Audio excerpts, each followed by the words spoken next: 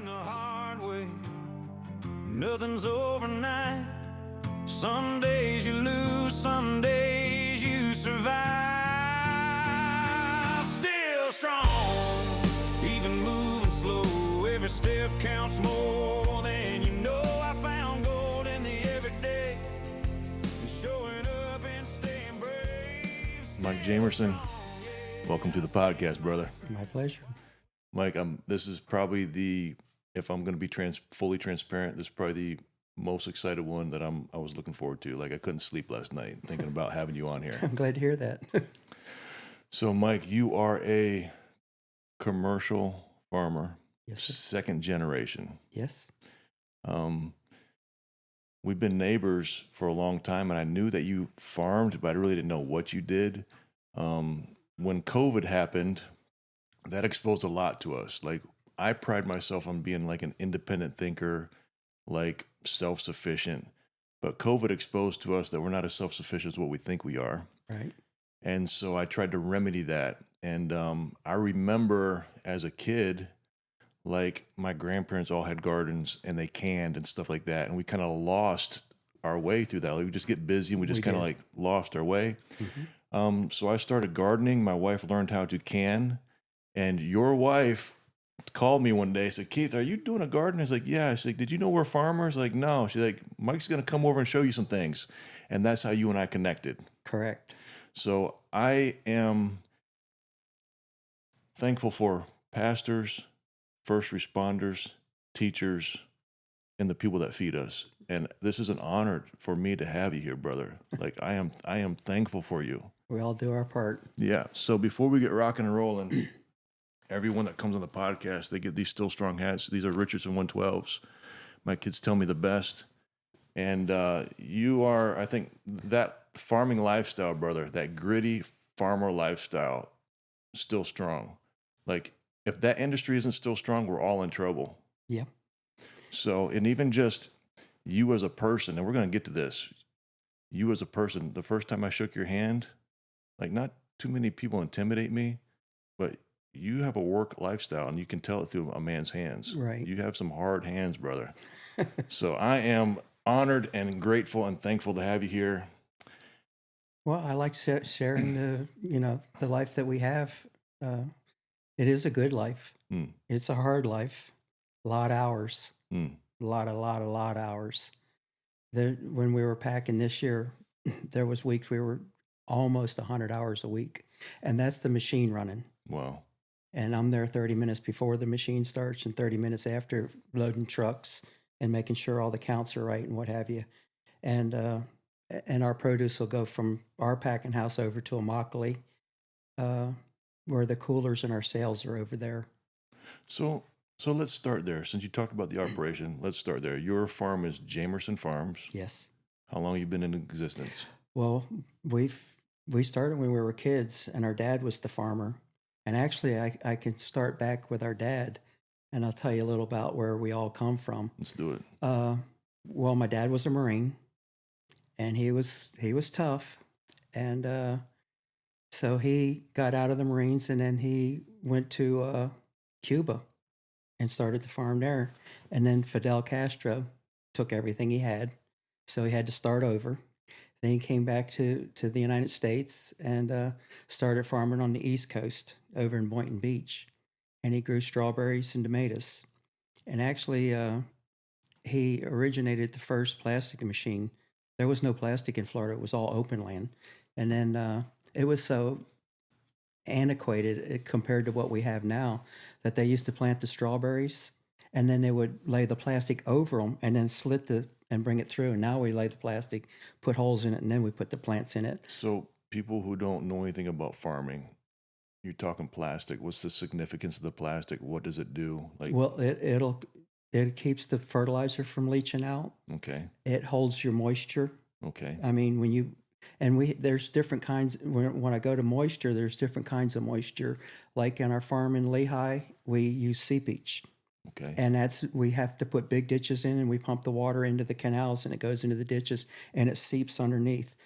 And the other farms we have in LaBelle and Felda, it's on slope, and actually the water runs off out the tire tracks into the canals, and we use way less water that way because the ditches are only maybe a foot deep, where the ditches that we put out there at the farm in Lehigh are about 4 foot deep, and it takes a lot more water to farm that way than it does out there.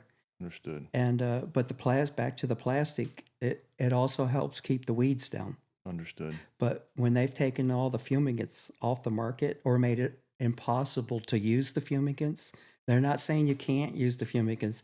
The government has made it to where you just can't follow all the rules and regulations to use the fumigant.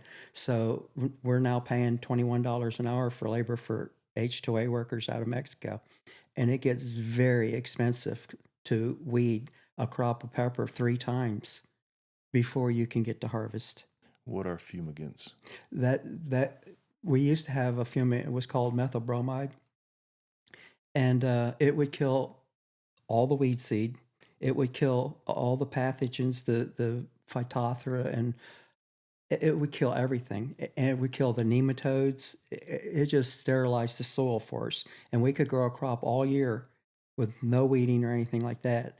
Well, they took that off in the market. I think it was in the late 80s, early 90s. They took it off the market, but they could still use it in Mexico for 15 years before they would discuss if they had to get rid of it. And the reason they took it off the market, they quote, it was depleting the ozone layer. But if you use it in Mexico, it doesn't deplete the ozone layer. Understood. Only in America will it deplete the ozone layer. Understood. So it's cost us a ton of money, and our yields have gone downhill because of it. Because when the weeds are fighting for the fertilizer, and you have the bugs that are in the ground and the diseases that are in the ground, it cuts your production. Understood. I want to make sure I navigate this like really clearly. I want to make sure I do justice by you. So let's stay in the wheelhouse of, we started talking about your dad and his plastic, and then I kind of got you off track. Let's talk about your dad. Yeah, I need to finish that. And let's stay within that wheelhouse of how you got into it, like the influence of your dad on you, and like the farming, what it used to be. Mm-hmm. And then when we get done drilling down there, we'll just kind of like systematically move to the next chapter. Okay. But I want to know all of it. But Well, I want to do it like in nice clean chapters. Okay. Let me finish with my dad then. Okay. So then he did the Boynton Beach thing, and then he decided we're going to move to Canada, and he went to Nova Scotia, Canada, and he started a strawberry and blueberry farm up there, and he did that for about 7 years. I think we were in Canada for 7 years. We were just kids. And from the stories I've heard when we were going up there, we were so poor, all we had was mayonnaise sandwiches. There was no meat. Wow. But that's stories that I heard. I don't remember it. I was just a kid. Wow. And so then when he finished up there in 7 years, he moved back here to Fort Myers. And it's kind of ironic when he moved back here, he didn't want to go to the East Coast no more because it was being overgrown. And he wanted to come to this coast. He wouldn't believe it now. Oh, I could bet. But so he believe it or not, he moved to right here on the Orange River. Really? And then that's when I met my wife, 21 years ago. And I'm back here on the Orange River. Oh, wow. It's amazing. So that he started farming here and over on Ballard Road in Fort Myers.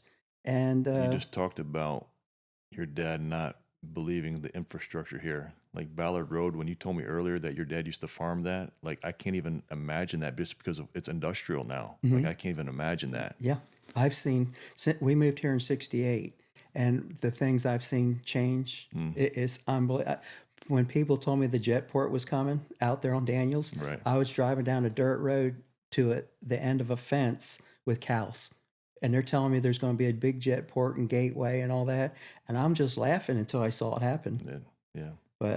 And I remember speaking of my dad, I remember coming out the Ortez extension where all the Walmarts and all, there was we were coming from Sears, which was the only place in town. There was nothing else. And that was the edge of Fort Myers was Sears. And we were coming back out there, and he was just laughing that these people put this big road out here and there's nothing. And he just thought that was so funny that they did that. Now look at it. And now look at it. You can't hardly move in that area. Yeah. So then back to my dad. He moved here, and then he made the fatal mistake. He tried to farm and retire. You don't farm and retire. Explain that to me. You will go broke. Mm. You're either in or out. Mm. You, I've heard other farmers saying to their bankers, we're not farming with scared money. If you're scared to put the money in, let us not start. You don't want to get in the middle of a crop. And he came out of Canada a wealthy man because he sold everything to the government up there. And the reason he sold out there, it was an excellent opportunity because California and Florida was done with strawberries and they were finishing up north. And he would come in. He just had a time slot that was perfect. But the government told him he could have, and he built a labor camp for 600 Jamaicans to pick the strawberries. And then they told him, no, you're not bringing in the Jamaican help no more. You're using Canadian help. And I want to say people here can be lazy, but people in Canada can be even lazier. He couldn't get nobody to work. So he sold the thing to the government. And I have no idea what happened after that. But my point was he sold it for a good amount of money. And he bought 21 acres here on the Orange River and paid cash for it. But he sat there, and I watched him over the years, and it's kind of really sad, and just broke him. Just broke him. Did your dad specialize in a particular crop, or did he do? Well, he grew the cheap crops, squash.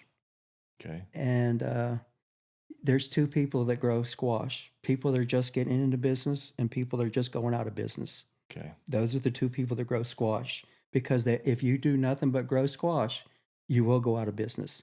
And they can be so. This year, we made a killing in squash. We covered them during the freeze, and but you can't grow them. That can't be your only commodity. You have to have some all the time. What costs more money is bell pepper and tomatoes. That costs a lot more money, and not everybody can do it. And once again, he's trying to retire and farm. Understood. So he went with a cheaper crop. Understood. And it just didn't work out. What type of guy was your dad? You said Strict, he was a Marine. Strict. It was his way or the highway, pretty much. And if you lipped off to him, you could get a backhand and go fly. The man was big. He was at least 6'4" and probably 280. Wow. And when he give you a backhand now, you didn't want to pee him off. I'll put it that way. So he was a hard guy. He was hard, but he taught us a lot. And the thing I will say that he taught us that sticks with us more than anything, and my wife can agree with this, is my work ethic. Let's hear it. It's very good. It's too good. Let's hear it. I can't relax. Oh. Yeah. I do have, she can admit to it that I just can't stop. And that's was drilled in by, so like a drill sergeant, but that was drilled in by our dad. And when did you start working as a kid with your dad? Do you remember? Well, 72, we were running the produce stand, and then he had a few acres out there, and that's just how it started. How old were you? I was in 7th grade. When you started working with your dad? Well, we started in 5th grade. And it wasn't, do you want to work on the farm? You are working on the farm. And I remember, I told you the story earlier, that I remember one day that I had a stomach ache, and he said, and I told my dad, I said, I got a stomach ache. He said, go sit down on the ditch. And when it come time to eat that night, he said, go to bed. I'm hungry. You don't work, you don't eat. And the next morning, I was looking for my bucket and my knife. I was ready to go to work. I think if we had some more of that in our kids today, that would help. Not to the point that it was drilled into us. So maybe the pendulum swung too far the other way. Pendulum never stops in the middle. That's a guy told me that a long time ago, and I love repeating that. It never stops in the middle, and that's common sense. You're right. It either is this way or it's this way. You're right. So as a kid, your summers were our summers were good and it was only because the house that we had over on Ballard, the air conditioner used so much electricity because they were so antiquated back then I mean, our power bill was like $400 a month back in the 70s. Hmm. It was cheaper for us to go to Georgia and stay up there on the lake in a campground. And so we stayed up there all summer, and that was fun. So you didn't farm during the summer? No, you can't farm here in the Got it. summer. The only thing you can grow here in the summer is okra. Got it. And that's a story in itself. And we used to grow okra in the summer, and we had to pick it. And being younger and all like that, you touch your eyes like that, and then the next thing you know, your eyes are swollen. That didn't get you out of picking okra. You feel for it. And then I remember the one time we had, it was probably a 5 or 6 inch rain, and I watched that stuff go underwater, the beds, and I'm like, oh, that's going to kill it. That's so good. Oh no, that stuff went to producing like you've never seen. And it loves heat. And so we got 95-degree weather and plenty of rain. And that's the two things okra loves. So we were picking okra like crazy. I remember you told me that because when I was doing my garden, we did some okra, and you said okra loves heat and it loves water. And man, you were right. That thing grew so tall, and it wouldn't stop. Like I was walking, like when you first grow your crops, when you see stuff growing, you're excited. But with that okra, I was like, oh man, there's more. It's like it became a job. Like, man, I got to keep picking this thing, right? Imagine acres of that. And there's and just 3 kids picking it. I mean, we had to pick probably 15, 20 bushels of okra a day. Wow. Each. Yeah. Wow. So your dad was a farmer, started in Cuba, and I heard Cuba has amazing fertile soil. It does. And you're not the only one that heard, like when Castro took over, he kicked everybody out. Like there's a mutual friend of ours that's a farmer. He made him get on a plane with not even his clothes. Mm-hmm. Like they kicked us out. They kicked Americans out. TJ Chastain told me the same thing because I was on the Farm Service Agency board with him, and when I told him about my dad, he said the same thing happened to him, and it was a gauntlet with big rifles. Get on that plane. And that's what my dad would tell him. He says, well, let me get my money out of the bank. Oh, you're not getting that. Well, I need to load up my machine. You're not taking your machinery. And TJ Chastain told me, he says, your dad was lucky. They made me take my clothes off. Wow. And get on the plane. It's crazy. Yeah, it was. And as you can see, it wasn't a very good deal down there. No. So then your dad left there, came to the States, Canada. He hit a good lick in Canada. He did well up there. And then winded up here. And you said he was trying to work and kind of be retired at the same time, and it wasn't good for him. Well, and I can't go back and figure out what he was thinking. Maybe he did it because he wanted to teach us to farm. I mean, but like I said earlier, you're either in or out. You either put it all in or stay home, one or the other. You don't half-ass farm. There's no such thing. You do it right. And farming is expensive.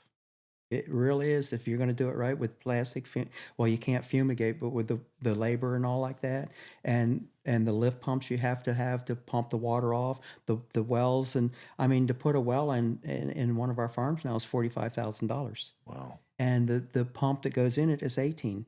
The motor to go on it is about 30, and you have to have several wells to do just one farm. Wow. So it's not cheap. And then like John Deere tractors now with the front assist, they're almost $500,000 for John Deere tractors. And even the little ones are like 160. Wow. I mean, just a 100 horse tractor. And then the size farm we have 6 of the big ones and 18 of the little ones. And then you have to have track hose, motor graders, and payload. You got to have so much equipment, staying the forklifts and all to sustain a farm. So you just mentioned all the equipment you have to farm in this day and age. And that's not even the spray rigs, all the lift pumps. And a lift pump now is $40,000, and they pump like 25,000 gallons of water per minute. I mean, when you have a 4-inch rain, you got to have that, and you have to buy 1 inch of lift pump for 1 acre of land. So if you have 1,400 acres, you need 1,400 inches of lift pumps, and they come in 24 inches. So that tells you how many lift pumps you've got to have. Has farming, like hearing you describe all this expense to farm nowadays, has it evolved from what it was when your dad was farming, or has it always been that equipment, those pumps? Has it always been like that, or has it evolved? In all fairness, the farmers here in Immokalee were farming just like we are now. Okay. Our dad came down here and he was open land. I mean, when I say open land, no plastic, and he was farming cheap. And the boys in Immokalee, the Johnson brothers and what have you, and the big corporations, Sixels and what have you, they were all using plastic and pepper and all. And I remember my brother and I'll talk about it when we were growing squash and they were growing pepper and tomatoes, and you're watching a back in the 70s hitting a $20 pepper market when labor was $2 or $3 an hour. And you had the fumigants and everything was, the John Deere tractor was $50,000. And if we would have been growing the pepper and tomatoes back then, Steve and I will laugh at each other and say, we would own Lee County because there was so much money to be made back then. And here we were growing squash. So we'd like to kick ourselves in the butt. When our parents passed away, we stayed with squash till 83, and we grew our first cucumbers.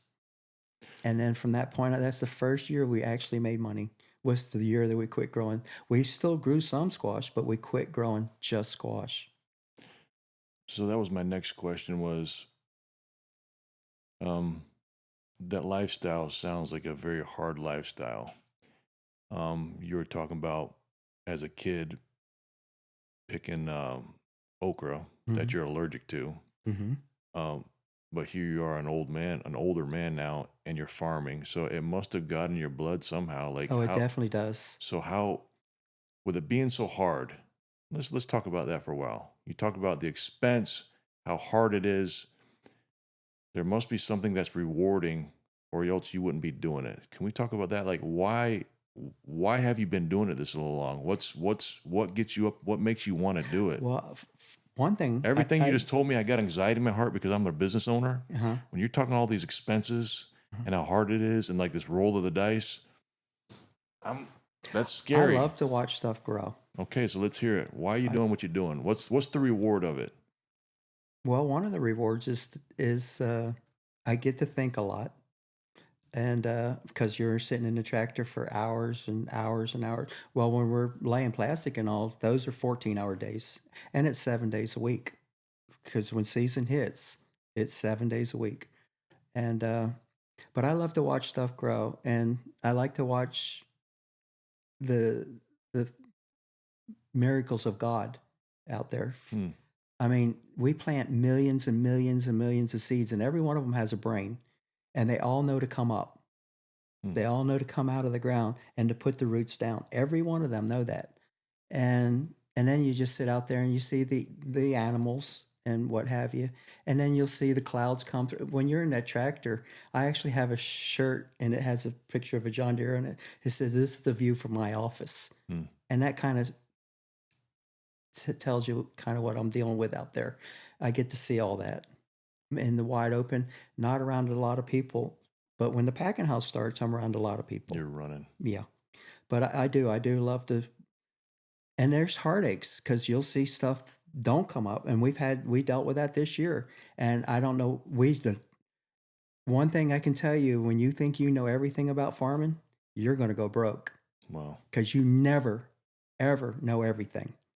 And you think you think we've learned stuff this year and have been doing it for 50-something years, and we learn something new every year. But we had 2 crops that like the freeze hit, and I planted pepper after the freeze, and I had pepper that went through the freeze, and the pepper that went through the freeze did way better than the pepper I planted after the freeze. And I'm assuming that the freeze did something to the fertilizer and made it salt out. And this is the reason we couldn't get a crop of pepper. It was maybe a 25% yield compared to the ones that went through the freeze. Wow. And we cannot put our finger on it. And we went to the IFAS station and all that. And they can help you with some things, but they're only as good as what they know, and they don't know that much.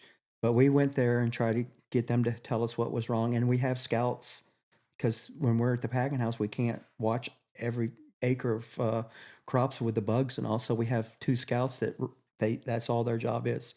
They come in twice a week and they scout all the crops to make sure about the bugs and all that, and they send us a detailed, this is what you need to spray with and all.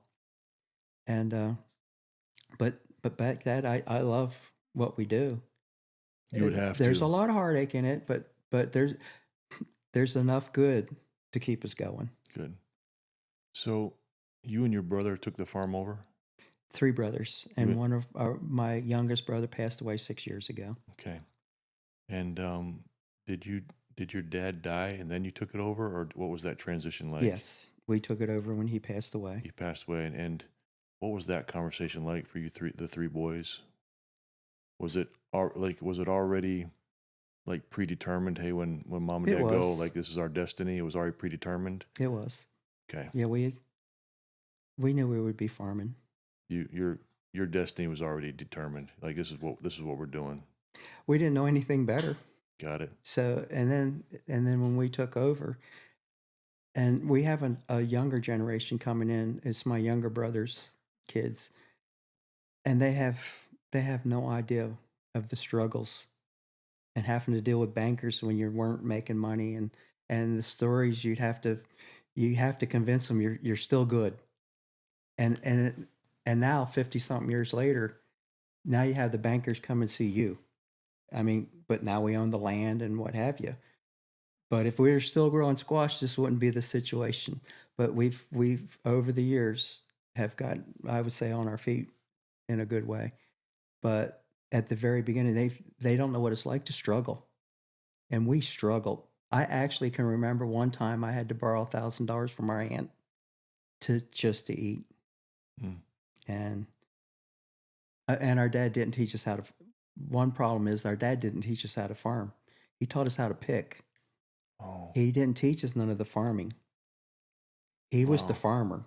We were the the pickers. You were the labor. We were the labor. You were the labor. So there's a lesson to be learned there, like, because I own a couple businesses and my kids work with me, and my kids have a good work ethic. But what you just said, like, I need to teach them, and I am teaching them the business. Mm-hmm. I'm giving them the tools they need to, if something happens to me, like there's going to be a learning curve for them too. Like you never really know everything until you're in the driver's seat, right? Mm-hmm. Absolutely. So even when you're talking about the next generation, your nephew's taking over, there's going to be some things that they're going to have to learn. They're going to have to feel that knot in their stomach. But if you can just slowly download the information that they need to be able to run it, right? And you need to be humble. Mm. You need to be humble. There's no doubt about it. And when the next generation I'm talking about, they've never had to scrap. They've never had to cover crops in freezes. And my younger brother kind of spoiled them. They driving around the Escalades and what have you like that.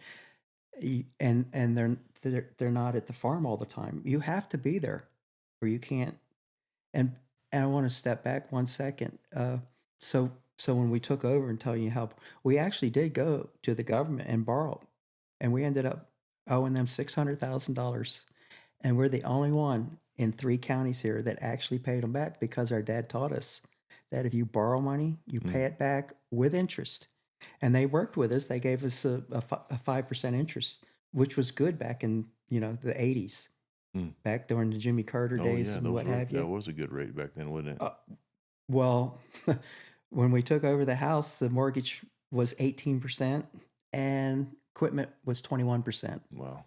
And that scared the crap out of us when Obama was going in, and our land out there now, we were at 3.5% interest, and they were going to lock us in at 6 point. Okay, we can't make it at 18 or 21%. And who would have ever thought interest rates would have went down to 1%? Oh my goodness. We really, and we have to lock in every 5 years. It's a balloon every 5 years. So we were locked in for that 6.89 for 5 years. When interest rate, they were giving money away. Those are the things, though, that you have to learn. You have to learn. Yeah. But we did know that we couldn't make an 18% interest. We couldn't. We would have lost the farm. Understood. And I watched that, and this isn't to deal with us, but with farmers. I watched that in the 70s with during the Carter days and all like that. They were telling all the farmers plant from fence post to fence post, get it all planted, and then they did the embargo. The next thing you know, farmers are out in the barns shooting themselves and hanging themselves. So hold on a minute. You're kind of jumping around. This is your world. Mm-hmm. You've lived in it your whole life. So you're talking about stuff that as a person who's in construction, I don't know this. Oh, that's in the 70s. So back up a little bit. Mm-hmm. What's an embargo? How did it affect them? Like, why Well, are it's people just committing like suicide? it's just exactly like what's going on right now What's going on right now? with China. When we put the tariffs on China, Okay. the first thing they do is we're not buying any of your farm products. Now, all those farmers up there, they have those $500,000 John Deeres, Yes. and their payments are coming due, Understood. and they can't sell their wheat. They can't sell their soybeans. They can't sell their corn. So, and the administration's in now. I know he likes farmers, and he's giving out money to help help them. That's not what farmers are wanting. We don't want a handout. We want a free market, and ours is totally different than what I'm talking about up north. We grow commodities that it's like going to Vegas. 1 minute squash is $4. The next is $25 for the same box of squash within 2 or 3 days. Their commodity prices stay the same pretty much all the time, and what they're being paid right now, they can't make it. Their bankruptcies are going through the roof right now on farms up there. And back in the 70s and all, and you ask me, I'm a second generation farmer. Those are 5 generation farmers up there. And they're sitting here looking at this. My great granddaddy started it, and they go down, and now I'm fixing to lose it. They go out in the barn and they can't handle it. They shoot themselves or hang themselves or whatever.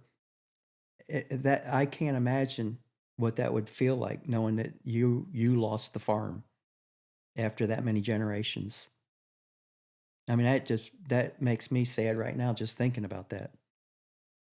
But I'm older than you, and you won't remember this, but John Mellencamp, Cougar Mellencamp, came out with a song, and it's called Scarecrow on the Crosses or whatever, and that's what that song was about. But every time the government does that and use farmers, the NAFTA for us was the worst thing that ever happened to Florida farmers. And I know we need competition, because if we didn't, we just had that major freeze this year. And pepper was $50, tomatoes were $60. We never get those kind of markets. But if we didn't have Mexico to keep us in check, we would be that at all the time, which would be only probably about 25% of what the stores gets. That's another story.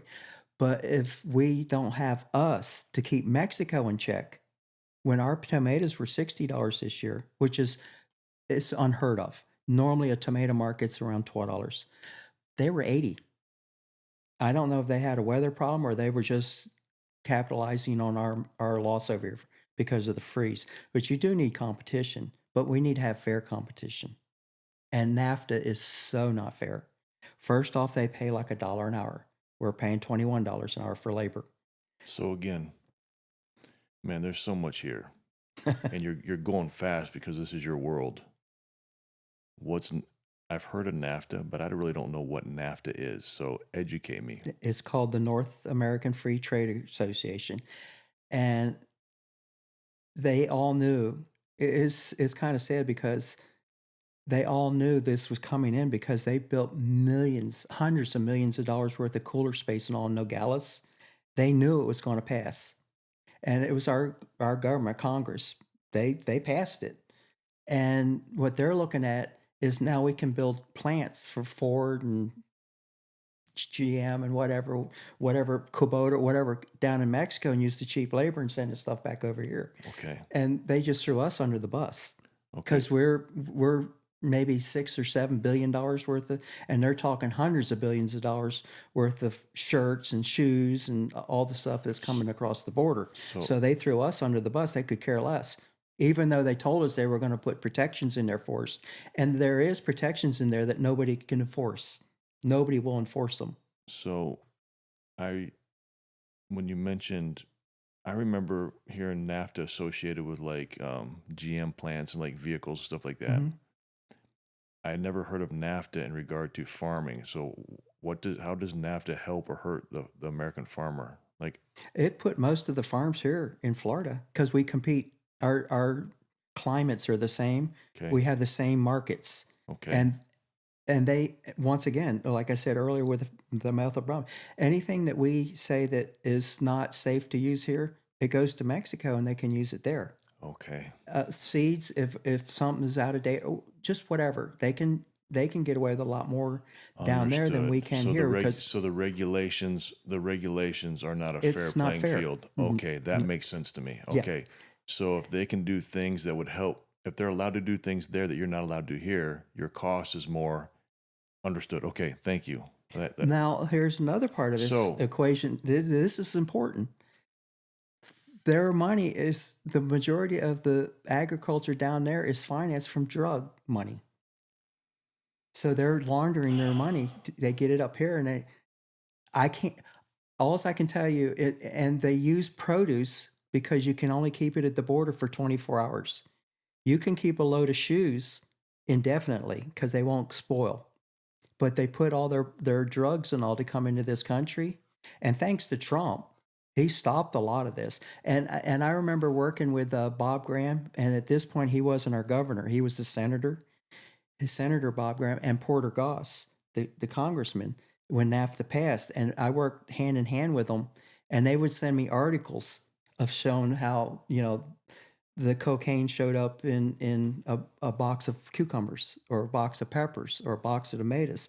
And if they can just get one box, they'll throw the whole load of squash or tomatoes, they'll throw it away. They made so much money on the little bit of cocaine they got across, but they use that to get the produce, to get their drugs into the country. And then they are the ones that are financing the agriculture down there. Not all, but a lot of drug money is in agriculture down there. And I'm trying to try to compete with that legally. I knew you and I were going to have a lot to talk about. I knew we were, but like, you're hitting me with a bunch of stuff. It's like a plate of spaghetti right now. Like, I want to stop you and talk about, like, you've already hit 3 or 4 major things. I just want to stop and like drill down. Man.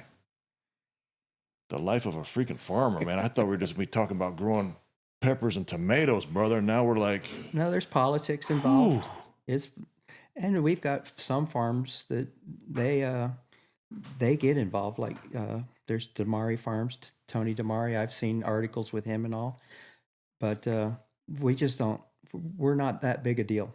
I'll just put it that we're nobodies down here compared to the rest of the industries. Okay.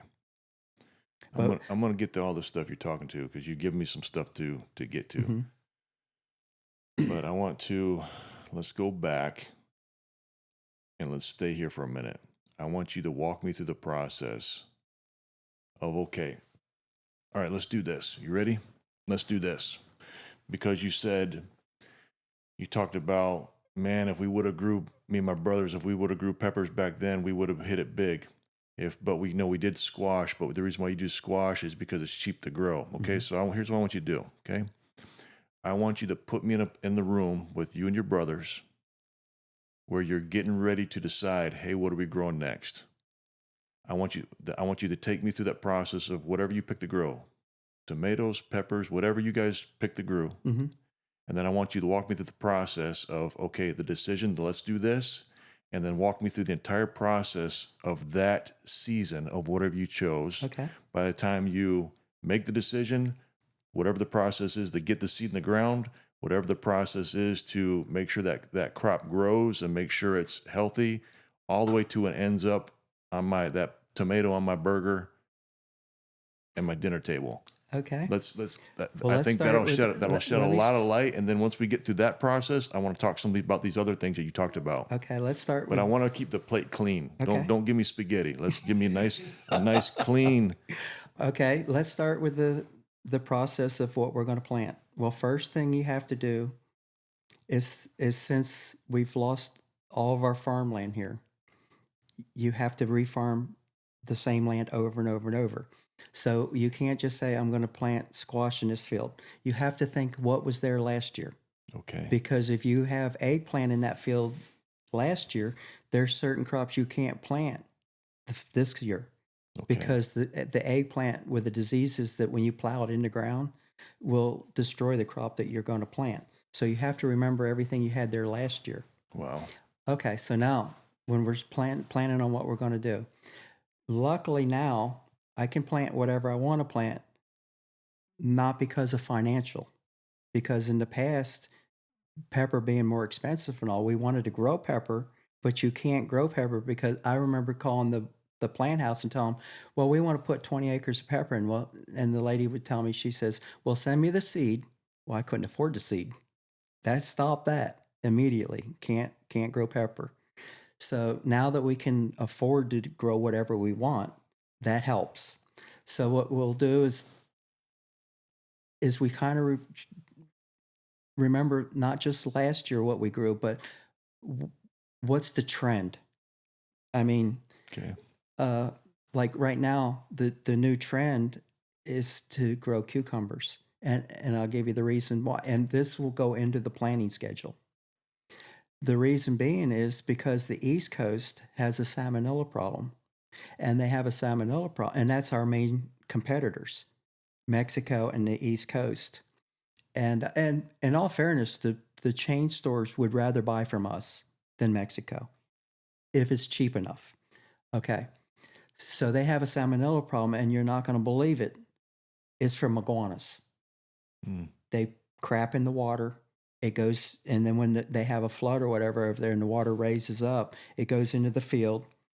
And then when it goes to the packing house, it gets into the belts or whatever.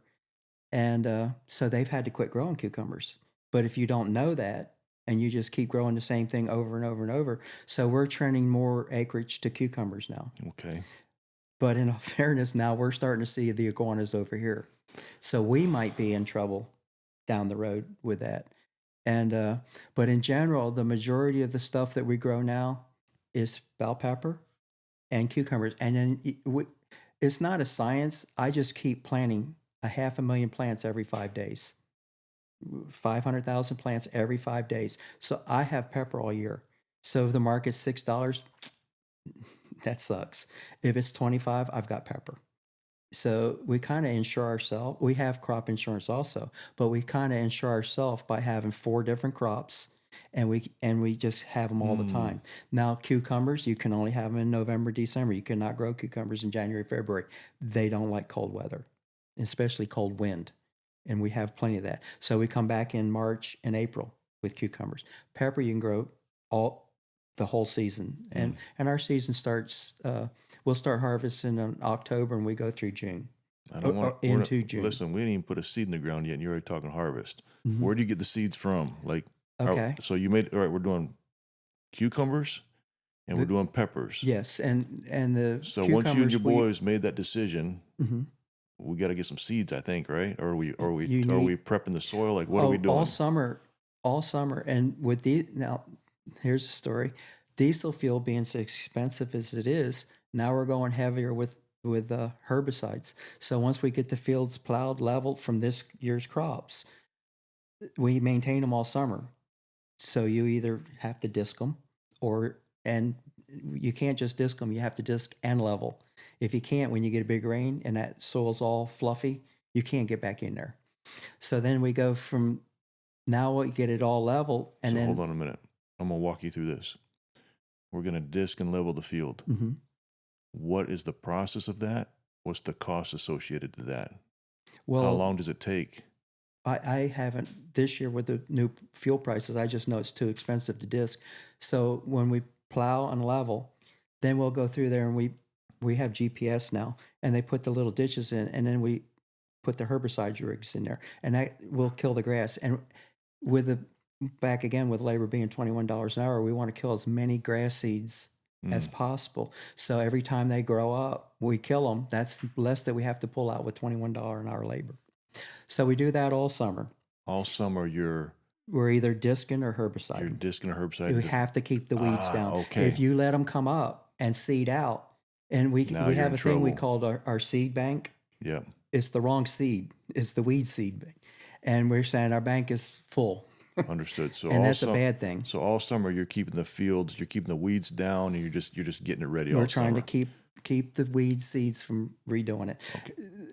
All plants are the same. The weeds and our plants and all is to reproduce. That's what it's all Right. about, is to reproduce. They want to grow more weeds, so they Right. reproduce. Okay, So so once now you- we're on- going to order the seeds. I have several people that we order our seeds from, and then like the pepper, the cucumbers we hand plant in the plastic. Hold on a But minute. I'm going back to the seeds. All right. Yeah. And then the seeds from the pepper I have to send to the plant house, and they grow them. All right. While they're growing for 6 weeks, we're going. We have our labor coming from Mexico, and we're going to lay the plastic. So we plow, and then we level, and then we have one tractor goes through there and pre-beds. Now you want to hear all the steps? Right now, yeah, I do. But Okay. right now I want to talk about the seeds, because you can't just get the seeds wherever you want. You can't just go down to Home Depot and get some seeds. Like, Well, they do sell little packets, but we buy them, or we buy our seeds in 25-pound buckets. okay, And cucumbers, I order 30 buckets of the cucumber seeds a year. what's the cost of a bucket of seeds? The cucumbers are around 5,000. Zucchinis are about 5,000 a bucket. $5,000. Those are the cheap seeds. The Okay. pepper seeds are the expensive seeds. How much are those? They're $6,000 a pound, $6,000 a pound. and they will do 3 acres. So it's $2,000 per acre for just the seed. Okay. Now I have to send that seed to the set house, and they charge $40 per 1,000 to grow them. To grow them. Okay. And they keep them for 6 weeks, send them to us, and then we plant them. So the seeds, I'm guessing. So I'm just trying to like I said, forgive me for slowing you down, Mm-hmm. but I don't know anything about this, so I'm trying to understand it. I guess I think you're a farmer. So I know, like, I'm more of a rancher, I guess, Uh-huh. because I got like a half dozen little cows and whatever. So I know more about that. So here's what I know about that. Well, I'm talking to you like you're a farmer, like you know everything. Dude, just because I did a little garden one time during COVID, listen, man, I just got a good neighbor. It's not Yeah. what you know, it's who you know. I Well, just I call don't my normally neighbor. talk to nobody but farmers. So I'm not used to talking to somebody who's not a farmer. So, okay, so listen, the seeds, Yes, sir. when you're investing that kind of money, like, I know ranchers, like, they do semen tests on bulls to make sure, like, hey, you know what I mean? When you're doing it at that level, you want to make sure you're getting a good quality. So do they test the seeds? Like, do you have like the, That's why they're so expensive. let's talk about that for a minute. Okay. And I don't so know all the specifics. Tell me what you know. But the genetics and all, they have to work with it. I'm going to go back to squash seeds. We used to, back when in the 70s, we couldn't grow squash in the wintertime because they would get a thing. It was called mosaic. And this squash would have bumps all over. It would be the kind of stuff you'd see for Halloween to scare you. Okay. Okay. And that's what the squash would look. Well, the housewife's not going to buy that. Got it. So they have worked with that seed to breed that out of it. Okay. And we don't have mosaic anymore. Okay. And I think what they do is they, like with watermelons, there never used to be seedless watermelons. Right. They were all seeded. And they worked with it. And I think they'll use a blueberry bush or something like that and try to breed it with that to get it out. And like that, they spend millions and millions and millions of dollars breeding. They have them. They have them here in California. They have most of our, at least half of our pepper seeds actually is from a company from Japan Wow. and China, Mexico, the where they do this. And you can't just buy seeds, and you can't just buy a cucumber seed. You have to buy the right cucumber seed, because there's cucumber seeds that are made for people up north that have a different humidity Got it. than we have here. Got it. And we did that one year. We grew and it was a beautiful cucumber, and it would rot in 24 hours. You could it would start oozing, and you could stick your finger in it. Big mistake. That's one of them learning curves there. Understood. Those are the ones that you remember. but you have to grow what's good for your climate and your area. So people that grow cucumbers in California use a different variety than we use. Thank you for letting me pause you and just go step by step, because this is real helpful to me. It gives me a mental picture, and it just gives me some clarity. So thank you. There's once again, when I say there's a lot of money involved in farming, there's a prime example, and that's why the seeds are so expensive. Got it. But when you want to know the cost of seeds, we spend about $1 million a year in just seeds, and then it's about $400,000 in the plant house to grow the seeds. And cucumbers we hand plant. Okay, so you're between keeping the field de-weeded, between buying the seeds at $1 million a pop, and taking the cucumber seeds to the grow house for the cucumbers don't go. It's just the pepper. I'm sorry, the peppers to the and grow the house. eggplant. They want $400,000 to grow them, but they grow 10 million plants for us. So you're $1.5 million plus, and you haven't even put anything in the ground yet. And then the plastic, I've already ordered, and my plastic's already been delivered. You've ordered the plastic. What's plastic for the size farm that you're doing? What's the plastic cost? A roll of plastic is getting close to $300 a roll, and it takes 2 rolls, so $600 an acre. $600 an acre for plastic. Just for the plastic. So before you even put a seed in the ground, how much money are you out right now? Are you closing in on $2 million?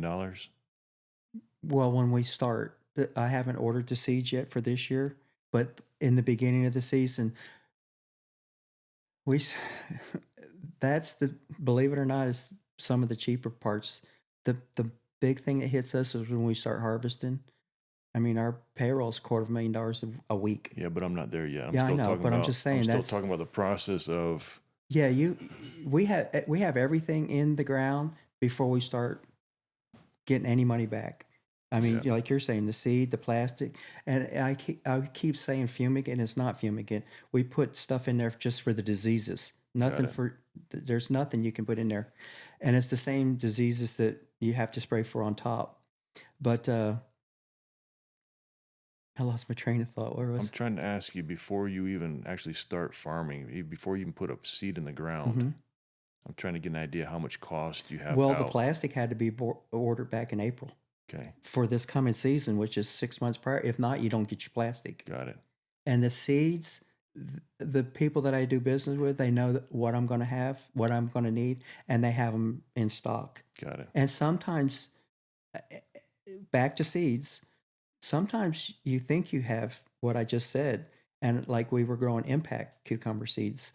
And the reason we were growing that is because there's a new disease called downy mildew, new strain of it. And they had 2 crop failures out in California, and that's where they grew the impact. I had to change to another variety, and now we're growing. It's called the Dominator. But I was thinking I was getting impact, and for 2 years I had to try different cucumber seeds, and I was not happy about that. And there's no warning.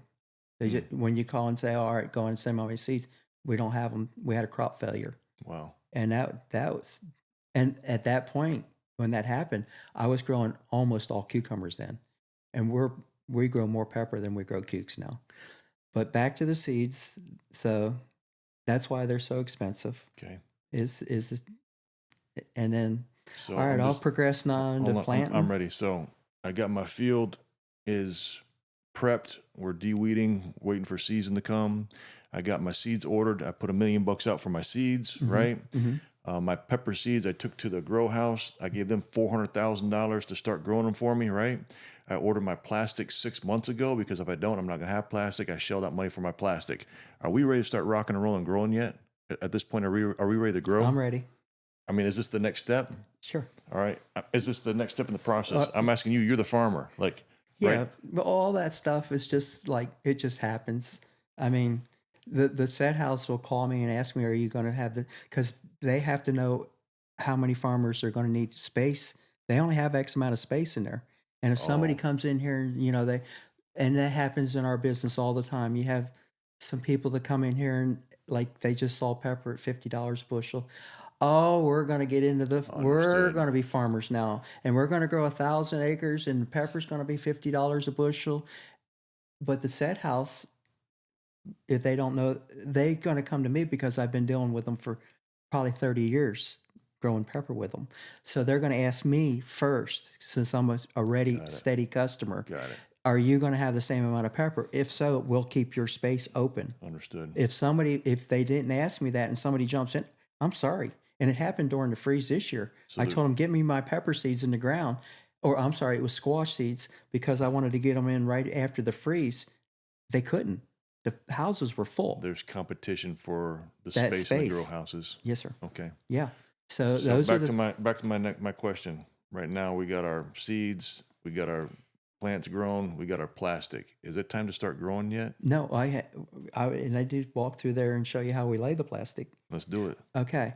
So we have it's like 7 different operations. We have the first tractor and we do everything 3 rows at a time now.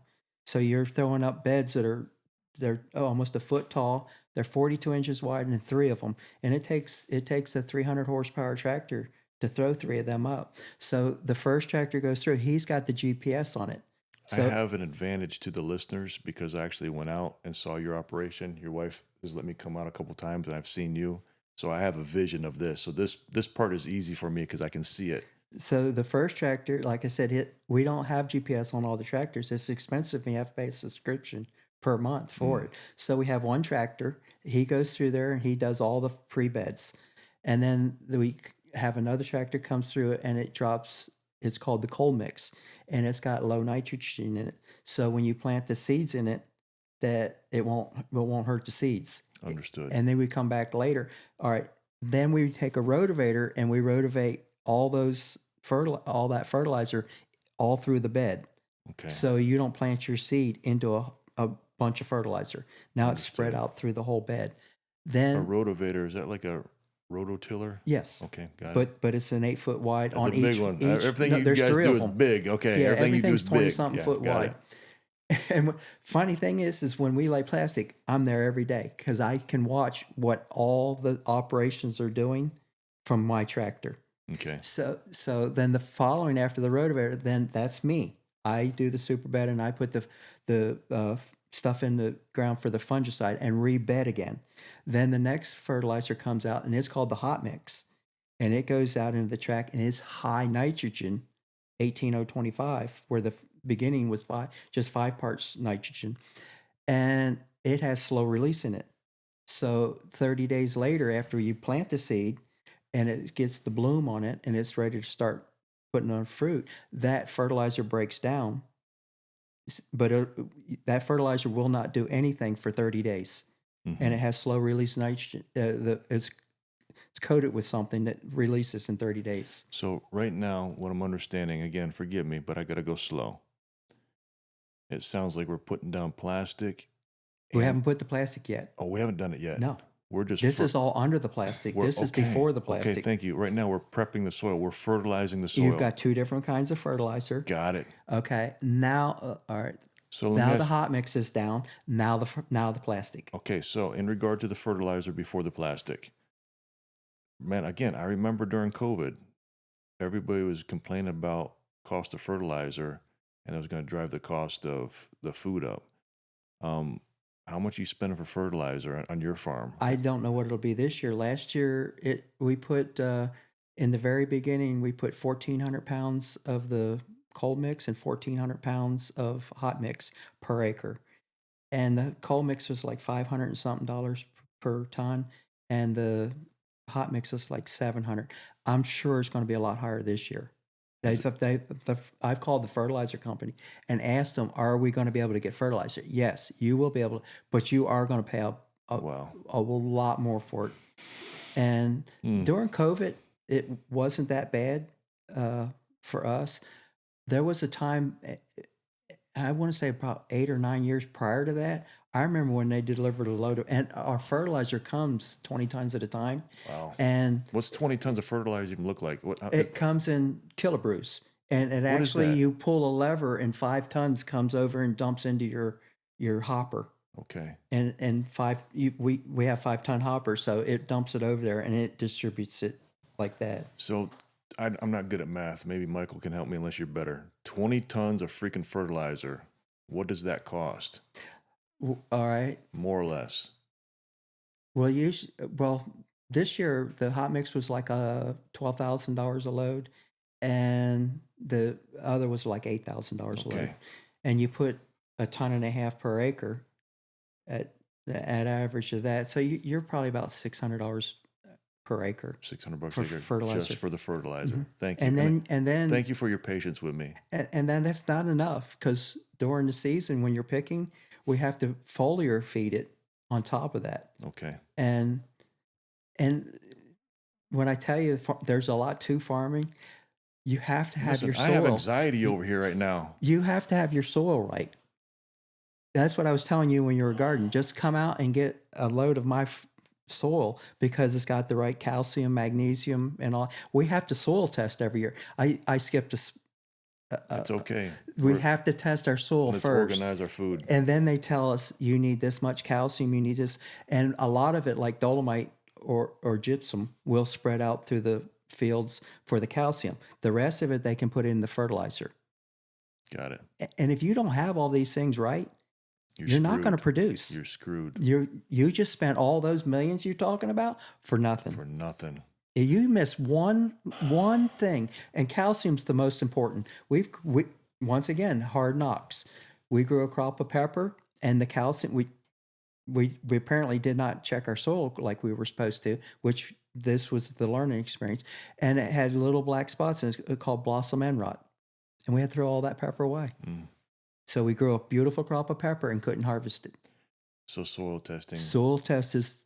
You soil This test. goes back to you. You know, in construction, the foundation's the most important thing. Yeah. Your soil's the most important thing. So you're soil testing, and then based off the soil test results, you're putting the appropriate fertilizers.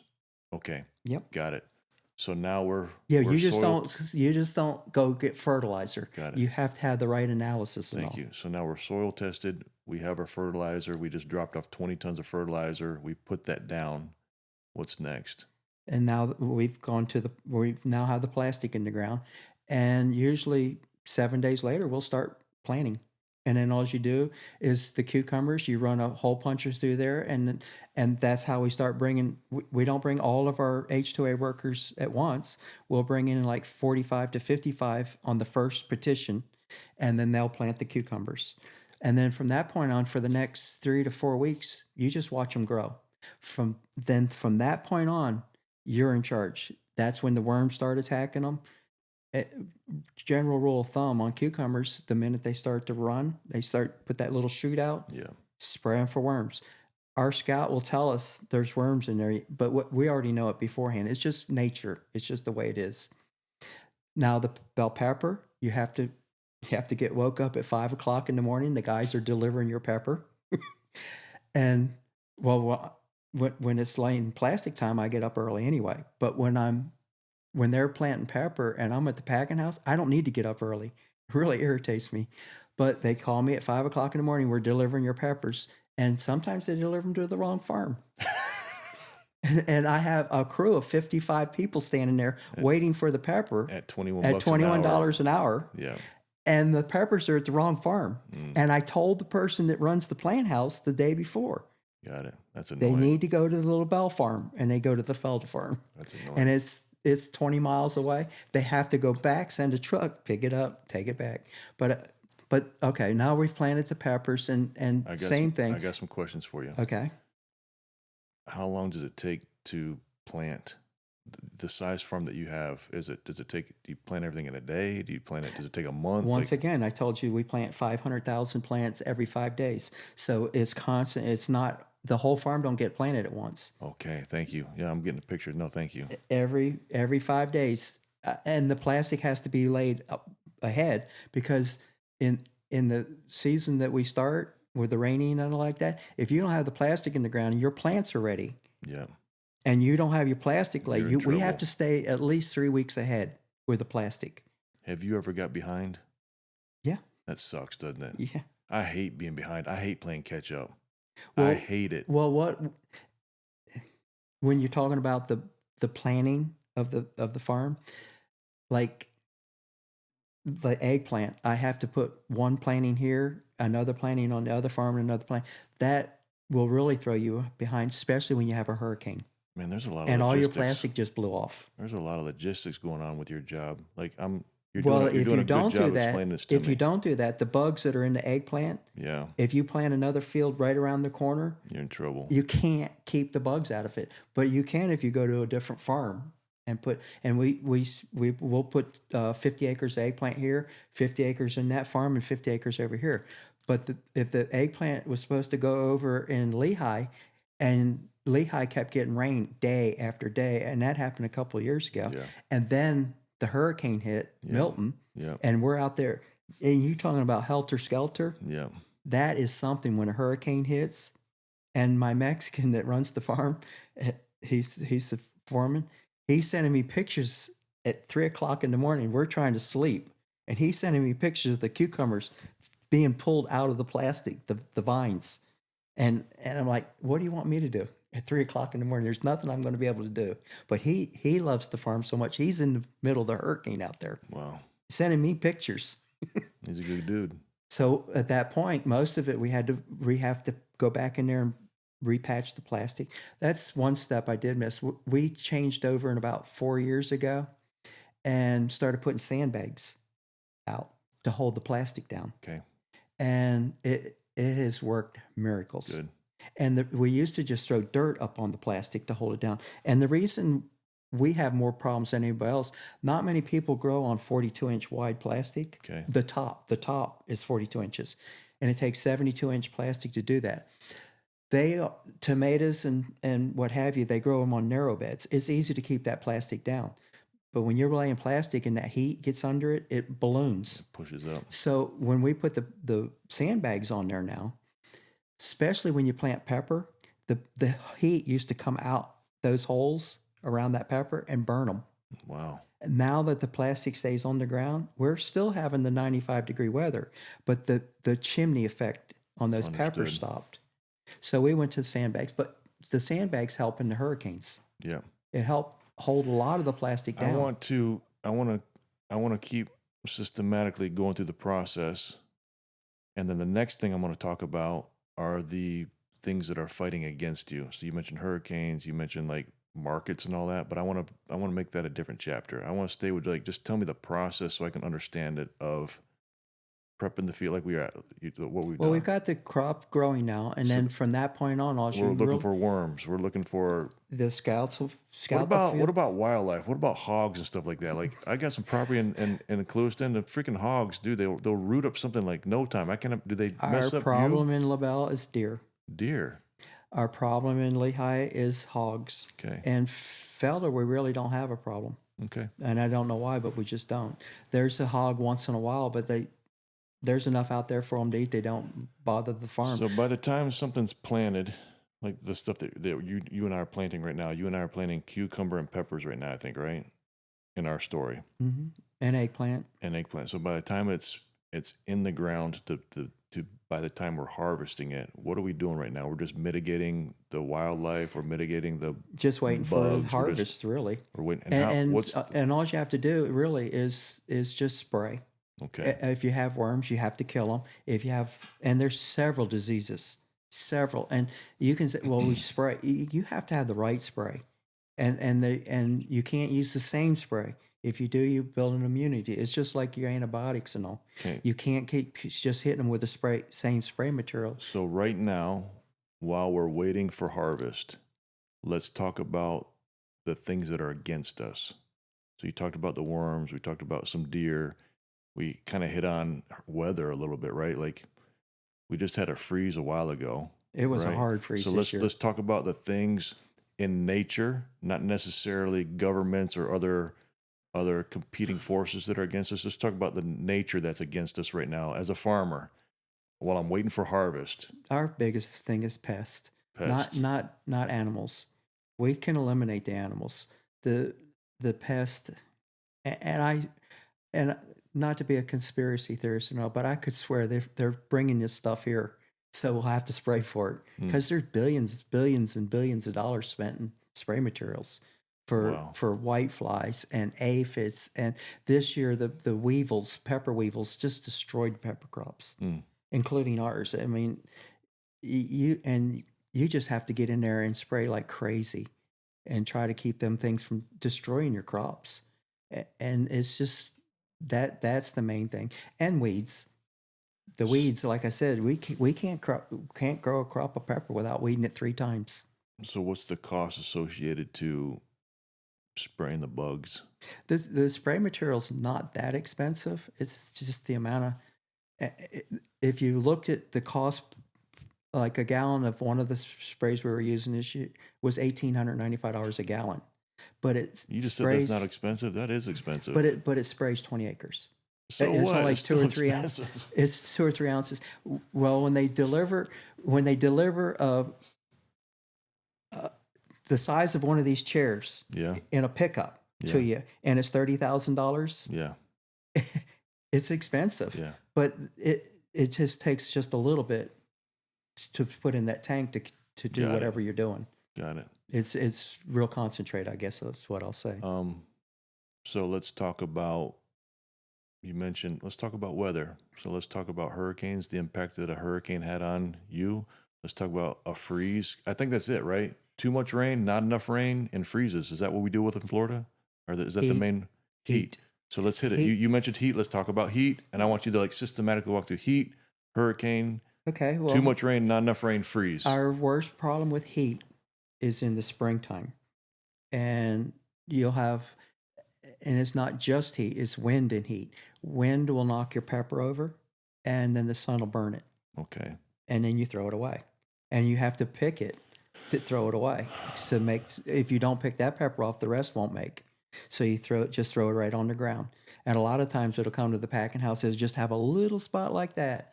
And we have to discard it at the packing house. Then we got to have somebody haul it off. But that's the main thing with the heat. And then in the fall, it's really hot. We had to go back to plastic, white plastic. It comes painted. There you go. And then when it gets cold, we go back to black plastic. Got so it. it'll To attract retain the the heat. Got it. Okay. And that's the main things with heat. Okay. And then you got the wind, and like cucumbers. Well, let's take cucumbers for instance. It can take warm wind. It can't take cold wind. It'll turn them white. The green leaves will turn white. Wow. And once it stops the photosynthesis, it quits producing, or it'll make your cucumbers crooked or cooter-tailed or whatever. And then it's a different grade, and you go from a number 1 cucumber and it's half price. Okay. Like I said, they can take warm, but can't take cold. Pepper can't take hardly. They can take wind, and they've taken a lot this year. But if you have enough, it lays them over, and the sun can get in there, because the pepper leaves just cover that pepper where you can't see the pepper. Got it. But It the protects minute itself. Got the it. minute that sun can see it, You're in trouble. if you can see that pepper, the sun can see it. Got it. And we've lost tons and tons and tons of pepper. So to how that. do you remedy that? Like, do you stake them? What do you do? A lot of the farms stake them, but there's advantages and disadvantages. And one of the biggest disadvantage is the amount of labor. Yeah. I mean, I guarantee it's $1,000 an acre to put it on, and you have to pick all this. We deal with the same thing with eggplant because we stake and tie our eggplants, and So the stakes themselves are $2,000 an acre, and then the labor to put them in, and this end of the season they have to pull them all out and stack them back up on pallets, and you're talking about 2,000 stakes per acre. So when you got 50 acres, you're looking at 100,000 stakes. It's got to be pulled with that hand labor. So who's the person who's keeping a tally of how much expenditure is in the ground? And now I got peppers that's laid over, and I know it's going to cost me X amount of dollars for stakes, and I want to save that pepper to save my investment. But who's the one that makes the call that says, "Hey, let it lay over because it's not worth the time," or like, at the end of the day, you're in business to make money, right? You can't just be a farmer. You have to be a businessman too.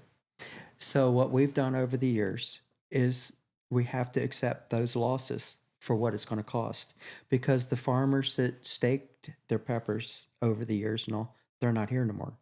Wow. So would I like to save every one of my peppers? Yes.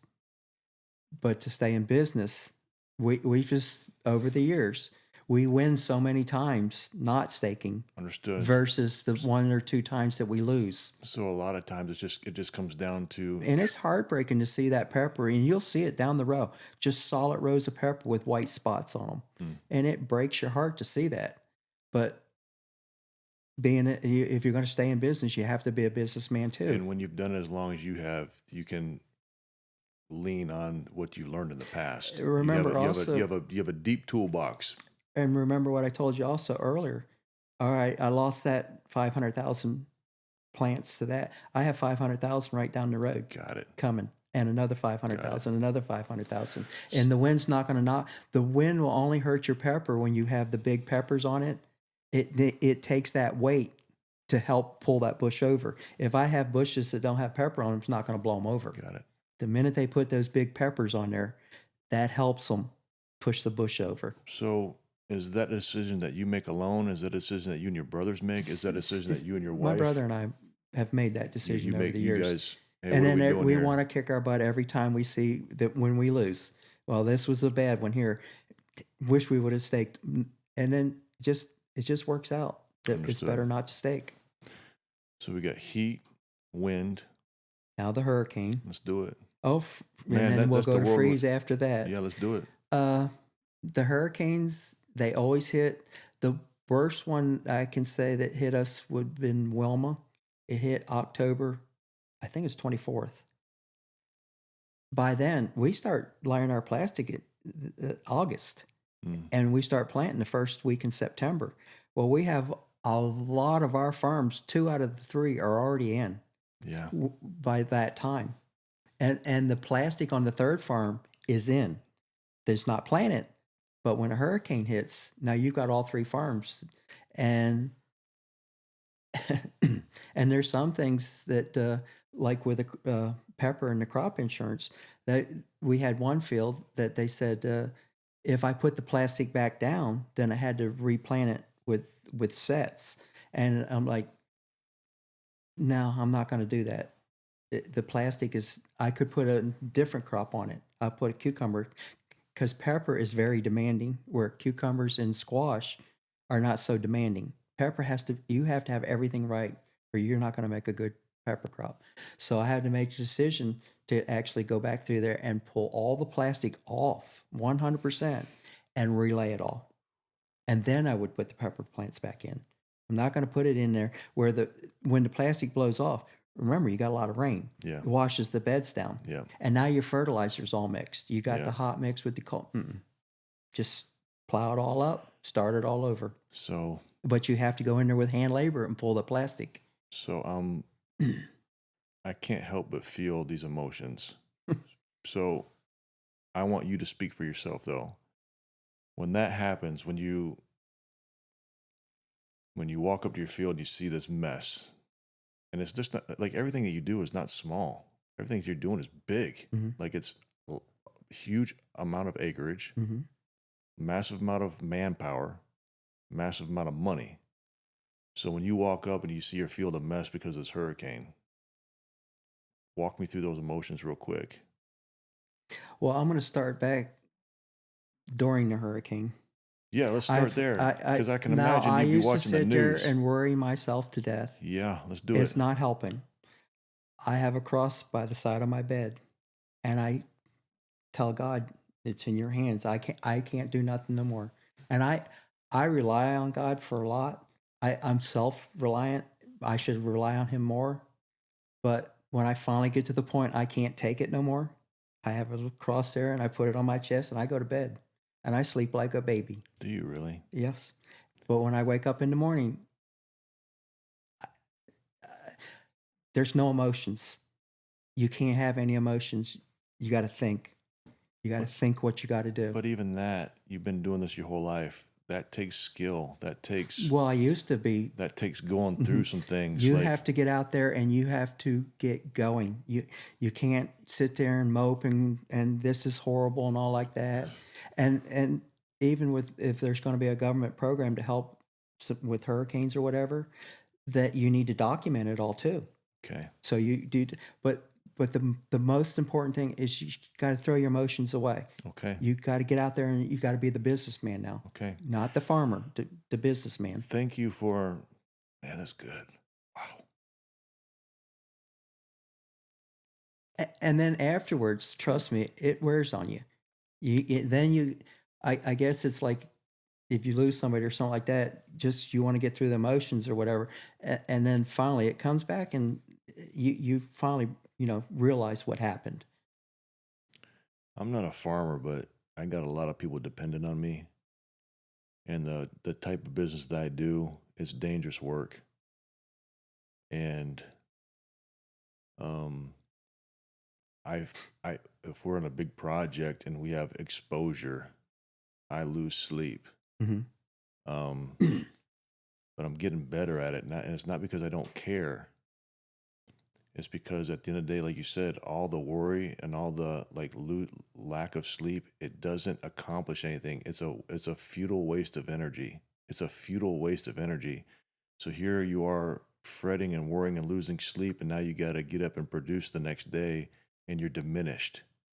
You're not the man that you need to be for everyone else around you. So what you said about, hey, I am self-reliant, but I'm self-reliant on the things that I'm responsible for.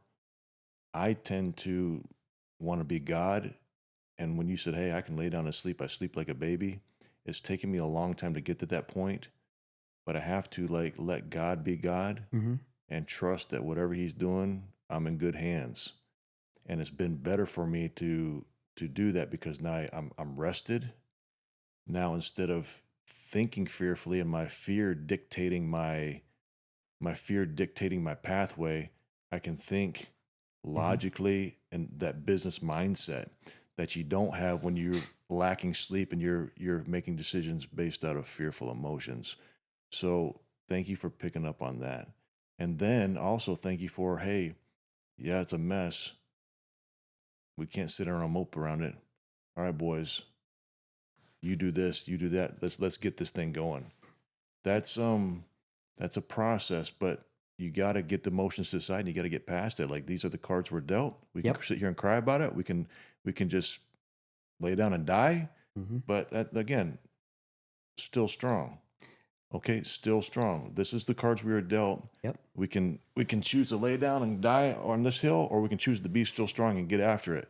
And that's why I'm thankful to have you on this podcast, because I think that farmer lifestyle is such a gritty, hard, rewarding lifestyle. But I'm glad you brought the dependency on God and that you're able to sleep.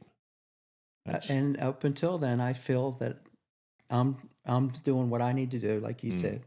But when you said the labor, that I got to back up. That is the first thing that goes through my mind is all these people that we brought from Mexico.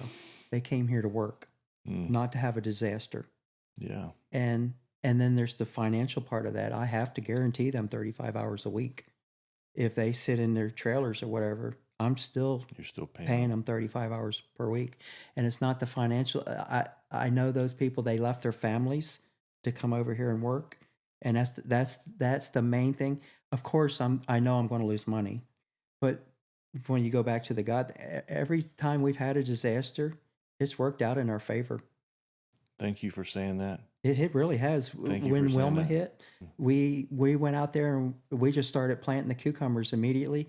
And the reason we did really, and that was 2005, and the reason we did really well is because the East Coast took, and this is before H-2A workers, they took all the workers we had over here, and where they were paying them like $18 an hour because they really got hurt over on the East Coast really bad. And they were paying them for cleanup and all over there. So everybody lost their labor. Well, we went in there and we got our cucumbers in because we work our crews a lot, and they stayed with us. And believe it or not, it was the same year that when Wilma hit, we ran out of names, and it went to, I think, A and B or whatever. It was freaking ridiculous. They hit Honduras. And we went in and we came in Honduras this turn. We had a 45-hour cucumber market, the most we've ever seen. This was in what was it, 2005. Money we've never seen for cucumbers before. And we had a perfect crop afterwards because after the hurricane, the weather was beautiful.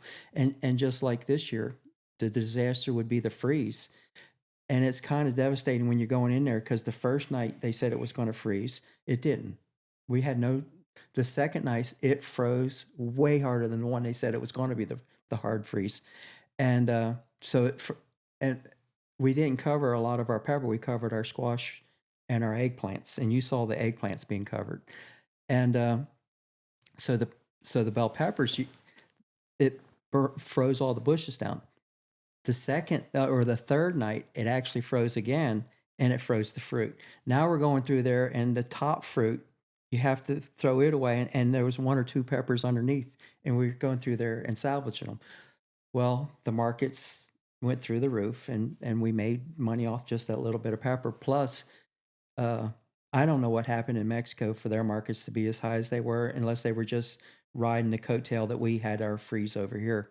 And then the crops that we did save through the freeze, like the zucchini market, you usually get $8 for a half a bushel of zucchini, and they were 20, and they a perfect crop because we covered them with the row covers, and so it ended up being a really good year for us again this year. I can't think of one time either the hurricanes or the freezes that you would think this is going to put them out of business, and it's actually been a blessing each and every time. And what I found out, thank you again for drawing that out. What I found out that when I'm up all night trying to be God and predict the future and all these potential outcomes, where I'm sitting now, none of those outcomes that I imagined ever came to fruition.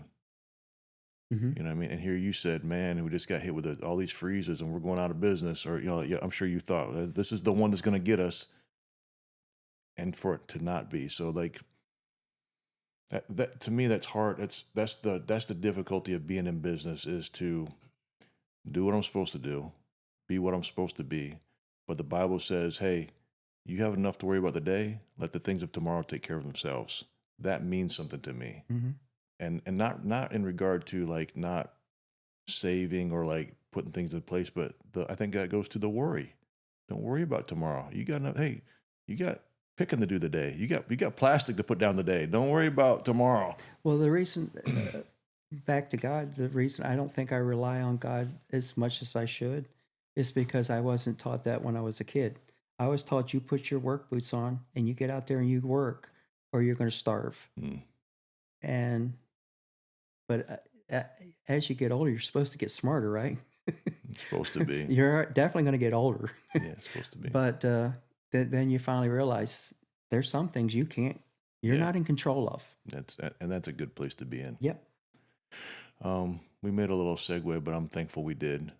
Are we done talking about hurricanes? And then the freezes, the same thing. So the freezes. Some freezes, we do need to talk about the freezes because all freezes are not the same. I mean, the freezes we had recently, that was a fluke, wasn't it? It was 3 nights in a row. And it was like at a weird time of year. Like it wasn't. It was late. It was late. Yeah, February 1. And then going back to being the businessman and all, when we have crop insurance, you have to follow their rules. And we realized this year, because I had plants coming out the 31st. Actually, they were coming out the 30th of January. Well, I'm not going to go plant them. There's a freeze. Right. But you can't get insurance after the 31st. So now you're on your own. So that's part of just being the business. So you have to know those things. What are the challenges of freezes? I saw people cutting palm fronds down, like couch palms, and trying to cover them up. Alfie Oak's doing that. Yeah, I saw people starting little fires. So what did you guys do for the freeze? In 77, believe it or not, we burned tires. We wouldn't do that now. No, you wouldn't do that now. Oh my goodness! I'm surprised you even said that. We went to all the tire stores in 3 counties and got all their used tires, and we set them on fire. And because they burn slow and create heat, it didn't work. It should have, but that 77 freeze was just too cold. Actually, when we had diesel fuel in all the tires, so when we went, we had a torch. as soon as we'd light them, well, the diesel fuel was frozen. Wow. We had to thaw the diesel fuel because you don't want to start the fire too soon. And we had thousands and it looked like the world was on fire when we did it. Once again, these are things we wouldn't do now. But the row covers. I hope I didn't eat any peppers during the 70s because I think that must have been toxic. Well, we were only growing squash then, so you only have to worry about the squash. I don't even like squash, so I'm good. I'm good. But now we use the row cover, in which you saw when they were doing the eggplant. But once again, I said every freeze is different because the field of pepper that we lost this year in LaBelle, it was the same temperature 2 years prior to that, and the pepper all lived. This year, it annihilated them, and they were all the same age. And that's something else. A pepper that is 3 weeks and younger will go through that freeze. Okay. 3 weeks and 1 day, it'll toast them. Well, so now Same. you know. You will be planting across here if you didn't finish, and you're the next day. Those peppers all died. 3 weeks and be fine. Everything's fine.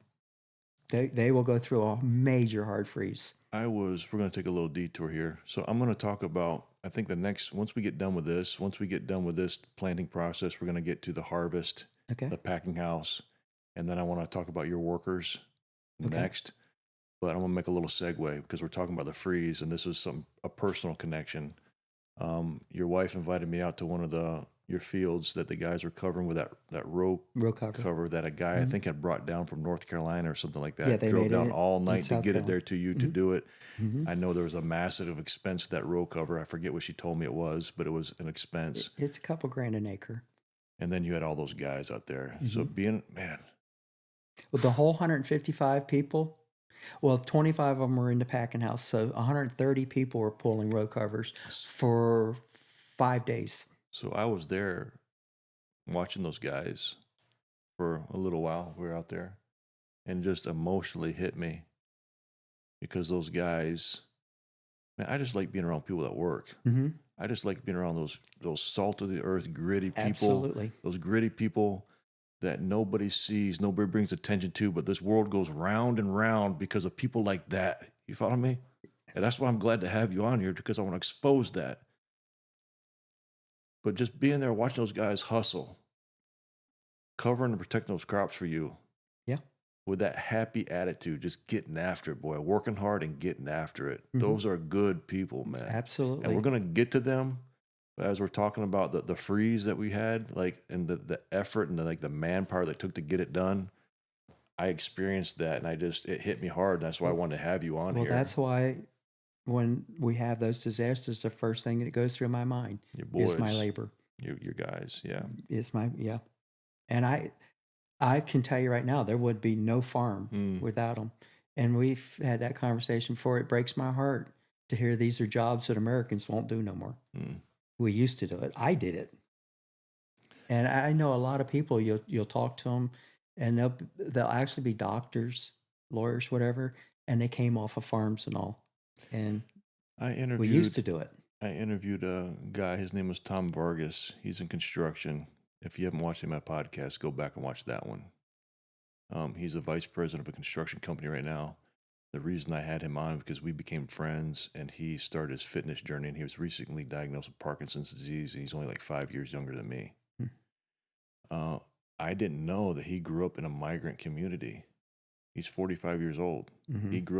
He didn't experience his first Christmas like in an actual house, like because he was chasing the migration. He didn't experience his first Christmas till he was like 12 years old. So that podcast went out. I learned things that I didn't know about him. My mother-in-law,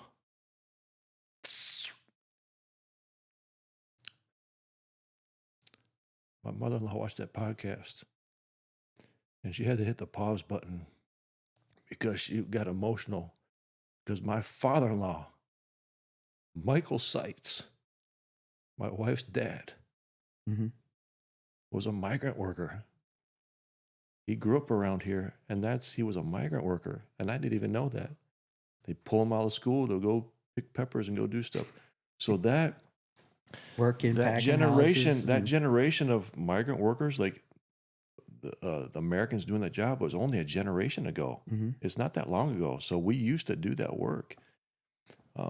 But anyway, Well, the reason I had to go to the H2A workers is because all the people that were here, domestic, we call them domestics, they left me to go to you, to construction, because you paid more.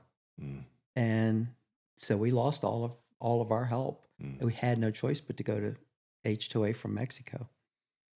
And you know what? It's funny when I talk about the labor. When one of them would tell me they're going to hire me over at the concrete place or whatever, and I say, God bless you. Or one would tell me, I'm going to go back to college. I'm going to go to college.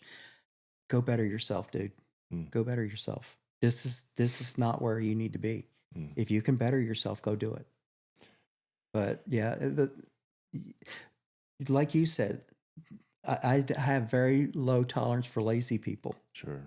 And I love being around people that like to work. Yeah, same. That's why you're sitting here. That's what made America what it is. Yeah.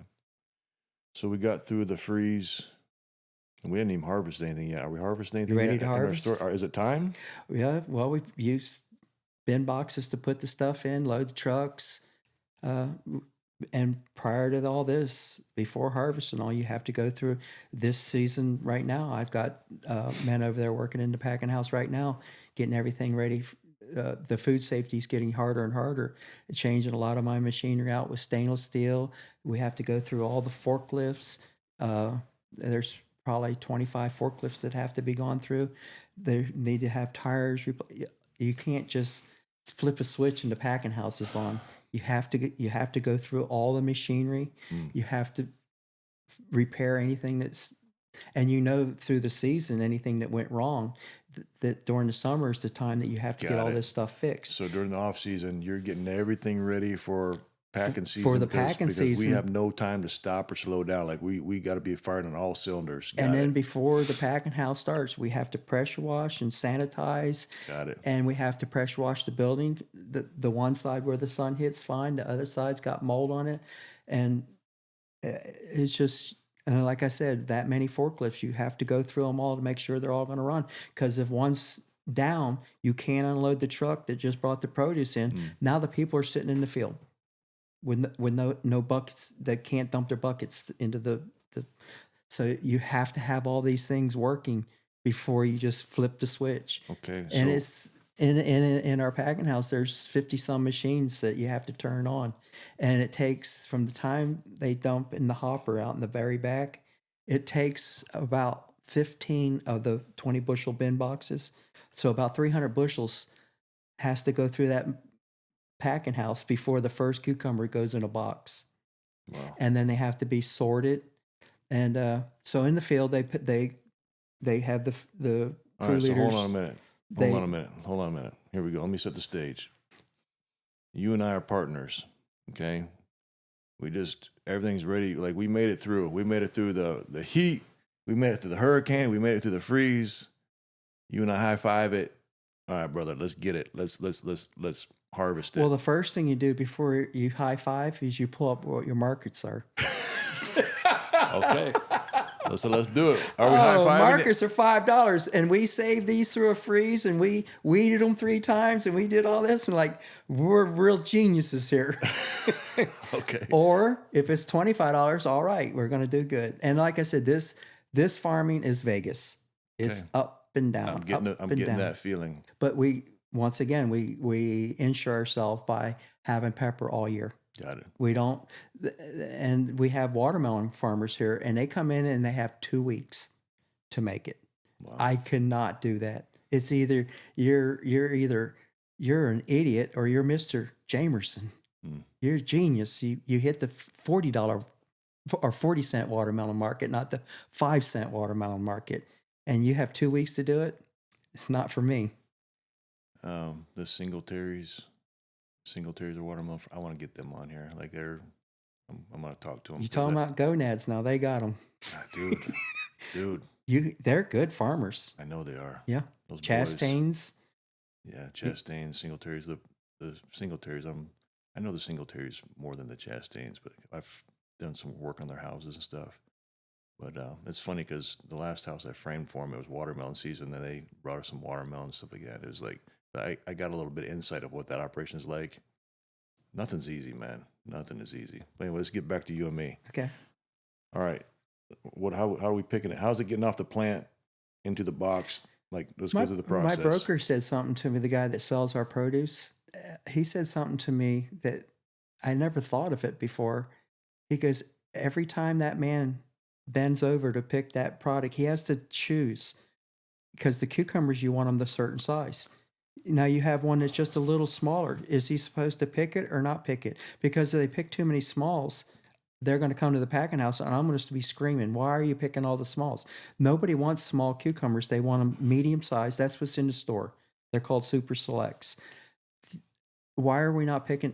Or if they leave the one that's this big and it's too big the next time, now I'm going to lose more money because now it's in a 24 count. Okay, because the reason why this is important is because grocery stores only want your eye. Yes, it's your eye. They want the super the wife selects. or the wife is going. She's going to look at. Mm-hmm. And it may all taste the same or be the same, but it's about the eye. But every time they bend down to pick up a cucumber, and I can show you pictures where the cucumbers are like this. And they have to look at, I'm going to pick this one. He says the amount of millions of decisions that are made every single day to pick each and every day. Same with the bell pepper. They're actually supposed to, on the bell pepper, they're supposed to feel it. And if it's solid and you can't, there's no givey to it, then you pick it. If you make the wrong decision and you leave it, the next time we come back in 4 or 5 days, it's going to have a streak on it. Now it's called suntan. It's worthless.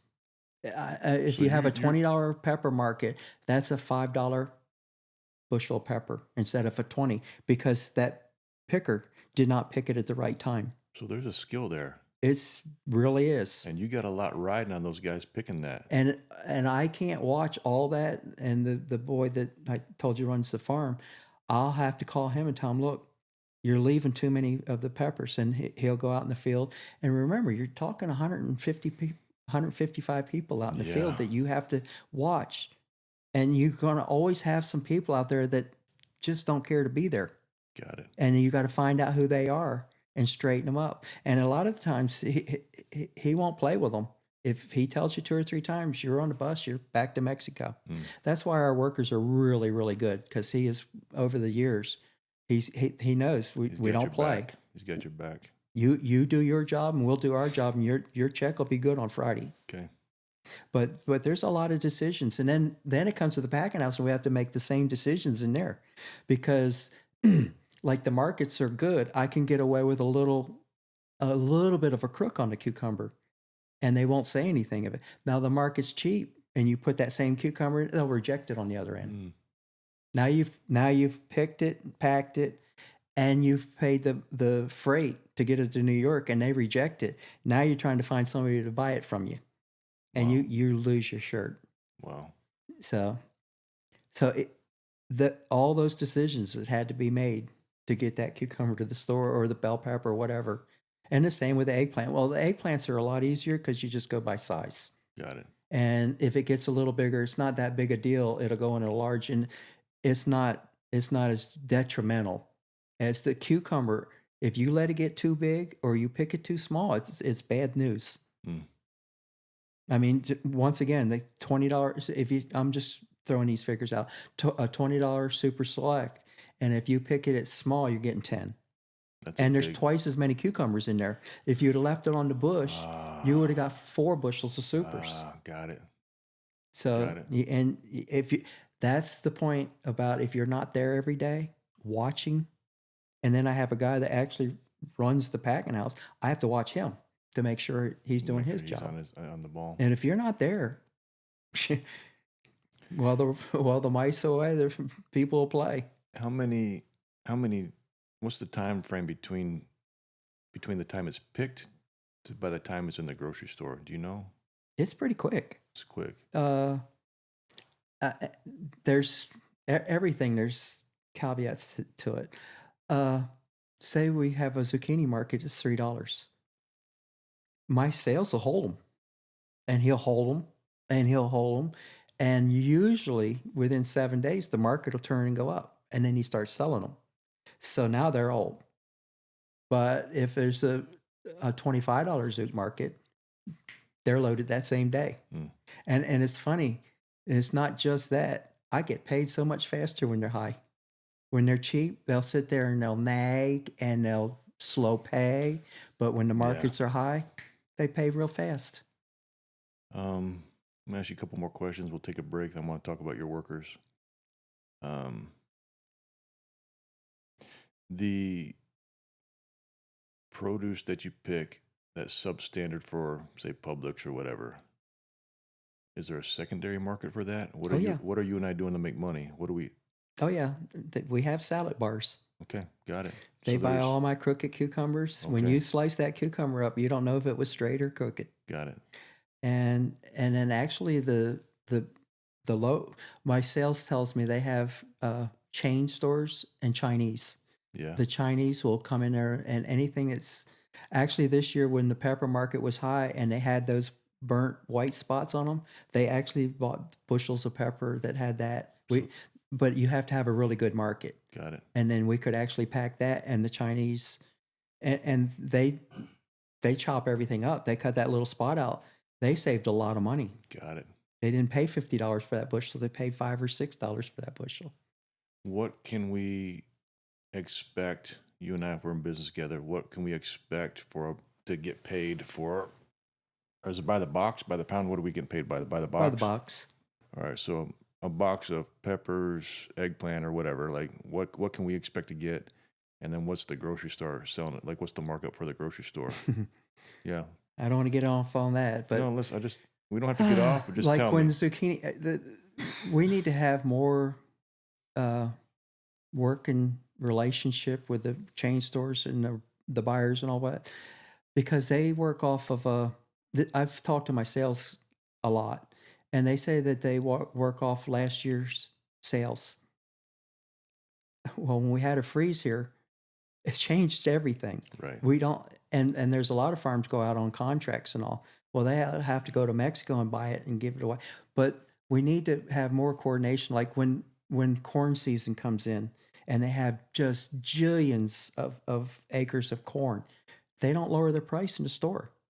They keep it at ridiculous prices. And I can't say that they're gouging. It just seems to me like when zucchini are $6 or $7 a bushel and they're charging $2.50 a pound, and there's 22 pounds in a box of squash, that they're getting 80 and we're getting 8. It seems, and they keep telling me there's only 1%. That they say there's waste and all like that, but we wouldn't make it without them either. Right. I mean, who would I sell to if I didn't have the chain stores and all? And we've been able to stay in business, so it's enough. Okay. But is there any other questions that I should have asked you in this wheelhouse that we started from prepping the ground to harvest?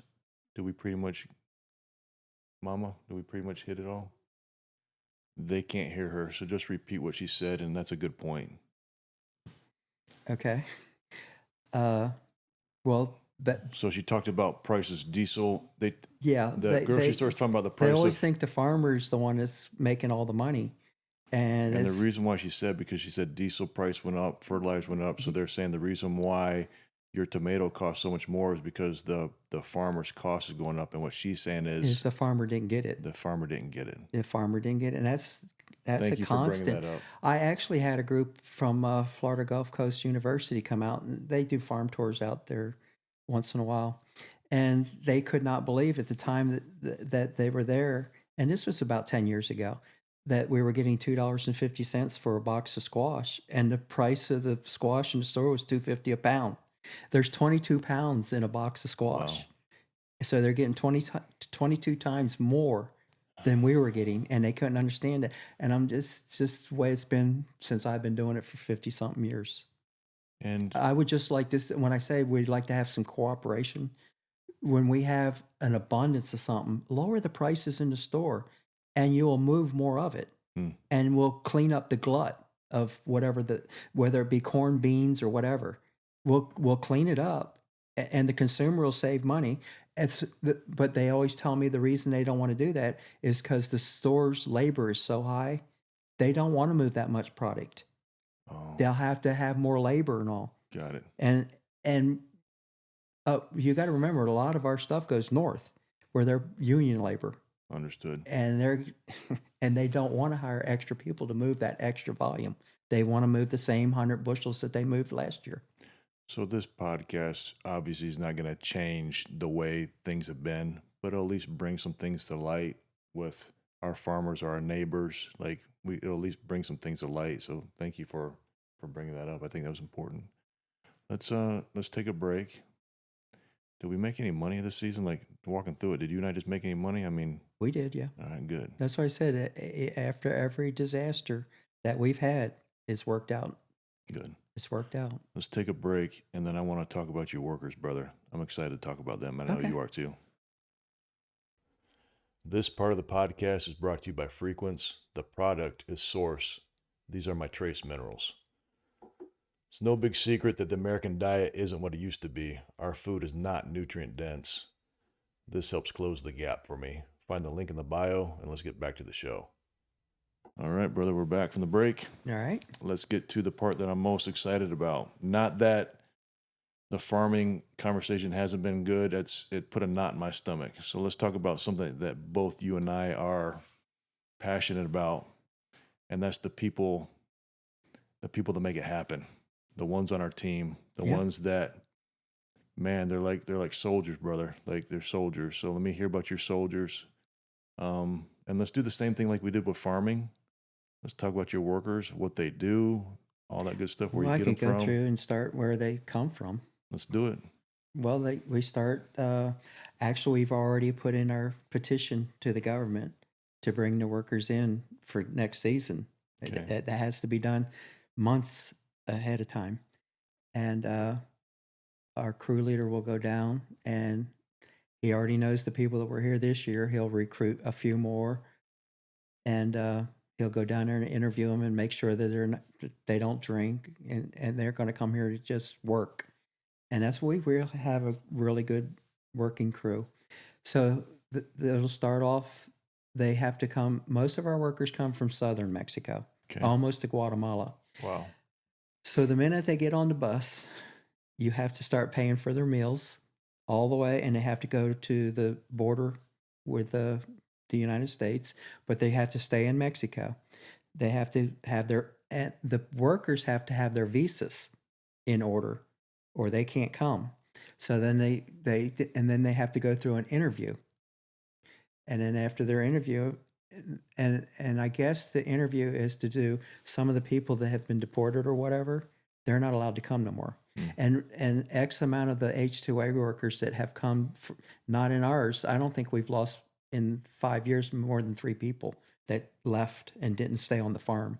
But there's a lot of companies bring them in, and like half of them will disperse. So if those are some of those people that went back, they won't let them come back in. So they'll have to work here illegally. And so now we're paying their way up to the consulate, and then they have to go through our government, checking their visas and all, and make sure that they haven't done anything wrong or they're not criminals or what have you. And now they have to stay there in a motel or hotel, whichever, and they're there for probably a week. And we're paying.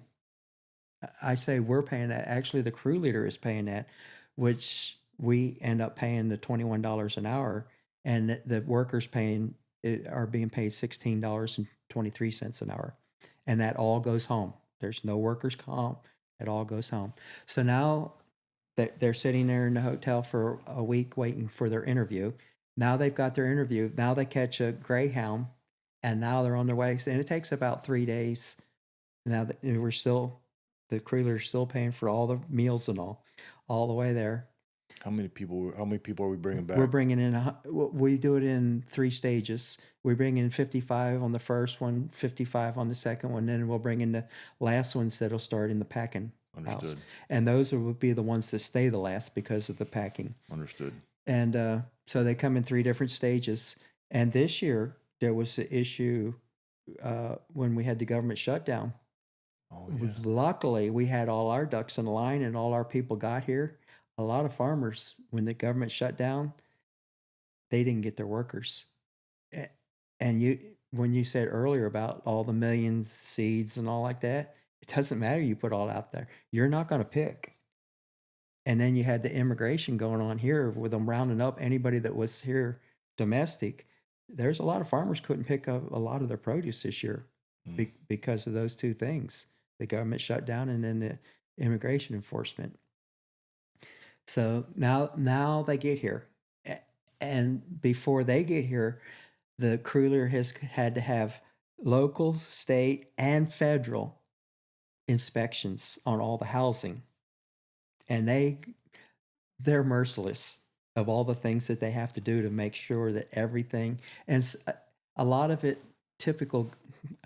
I don't want to beat government to death or anything, but typical government, stupid things like if they actually knock one of the screens out of the window, it's a $500 fine, even though the crew leader didn't do it. If somebody was to knock, and they inspect them, and they don't call and tell you they're coming, they just show up.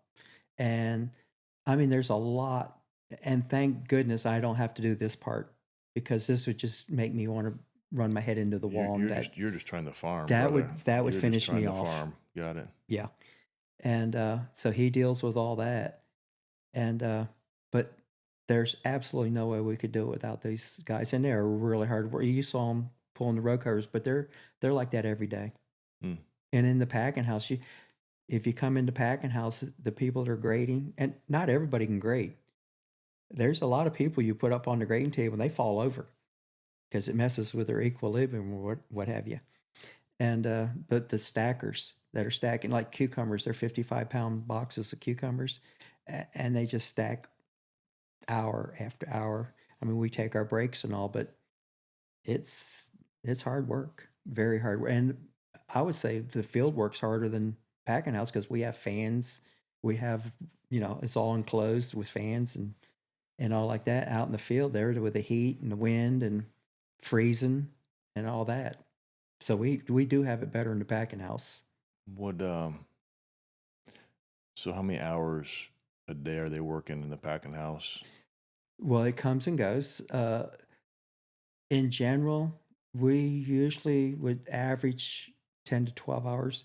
There's several weeks when our big production, all commodities coming in at once. The eggplant, the zucchini, the pepper, and the cukes are all picking at the same time. We'll be in there 14, 15, 16 hours a day. So farming is... And it's 7 days a week. Farming, it's like if work needs to be done, yeah, the work dictates. The packing house started October 25th this year, and the first day we had off was Thanksgiving. The second day we had off was Christmas. You included. Mm-hmm. Yeah, because you're right there with them. Well, Thanksgiving, actually, we load all the buses up, and I know it doesn't make the people down at the Golden Corral happy, but we make plans prior to take all of them to Golden Corral. Oh, good for you. Yeah, and pay for it. But the people that are going to Golden Corral are not happy. But they actually open an hour early for us. Oh, good for you. So most of our 3 buses of people will be out of there before they show up. What about your ones that are working in the field? What are their hours like? Now they generally work 8 hours. 8 hours. Sometimes it'll be 8.5 to 9 hours, but generally we try to get everything done in 8 hours. But they start just as soon as that sun they can see. Mm-hmm. They're in the field starting. They're going, and they want to get done and get home, get washed up. Your the workers that you have you developed relationships with them? Not in the field. Well, I say that when we're laying plastic, I know everybody that's on all the tractor drivers and the people that are on the plastic machines and all like that. But as far as like when they're doing the shovel ditching and all that, I don't know those people. Almost all the people in the field, I don't know. Everybody that's in the packing house where I'm at every day, once the packing house starts, I know every one of them. I play with them. We goof around. We enjoy going to work. Yeah. So like I said, I'm in construction, and there's something about being on a crew, laboring with somebody for the same cause and for the same direction. Mm-hmm. And that's why I asked you. You get tight with people that you're that you're in the trenches with, that you're You know who you working can count for. on. It's You know who you, and you, like in any business, you know who your strong people you can count on and who you have to baby and like that to make it all work, because everybody's not equal. yeah. And they will bring it up to you. We're getting paid equal. I'm That's doing true. twice the work than that person over there. And it's usually the women that point that out to me, Oh, not the guys. yeah. So that's something to think about, huh? How do you change that up? How do you incentivize that? Most of the time with the women, I just let it go in one ear and out the other. I tell them the guy that runs the packing house, you'll have to talk to him. But they will bring their phone over with the translator and translate it to me, so Got they it. know I know. Yeah. But well, all the women have the easy. Well, I say they're the easy jobs. They're the most important jobs too. The grading, where the men do the stacking and the heavy lifting stuff. And again, when it comes to a task that needs to be done where it takes multiple people, I don't think that one is more important than the other, because it takes all of us to get this done. You know what I mean? So you Well, say that grader's just as important as that stacker. you can't, if the grader's not there or it's not on point, it takes everybody doing their thing to make this And thing the graders go. are actually the true specialist, because they're the ones that I told you earlier that have to make that decision. Right. If that cucumber's too crooked or not crooked enough, I can get most people to stack. It won't take but 2 or 3 minutes teaching them, and they can stack as long as they got the muscle behind them to do it. And back to what you said, what do I do to the girls? I tell them the stacking job's available. Got it. That shuts them up. So you found out that the women are better graders than They're men? much better. And I've had to. I lost most of my domestics because they went into hospitality or what have you. I've only got 5 girls left. I've had to train the boys to do it, but girls are better. Understood. And I've had I've had 2 of the girls with me in 20, 22, 23 years. Yeah. So I'm going to get a little political here because we have to. It's the world in which we live in, and we'll go wherever this thing goes naturally. But I went out to your farm, watching those boys pulling that plastic to cover to protect the crop from the freeze, and I posted that video. And most of the comments were positive. Like most of the Hispanic community were giving props to their people. Like those are my people. You know what I mean? I respected that. And then you get some, I gotta watch my language because it almost came out. You get some people on there that just speak to a place of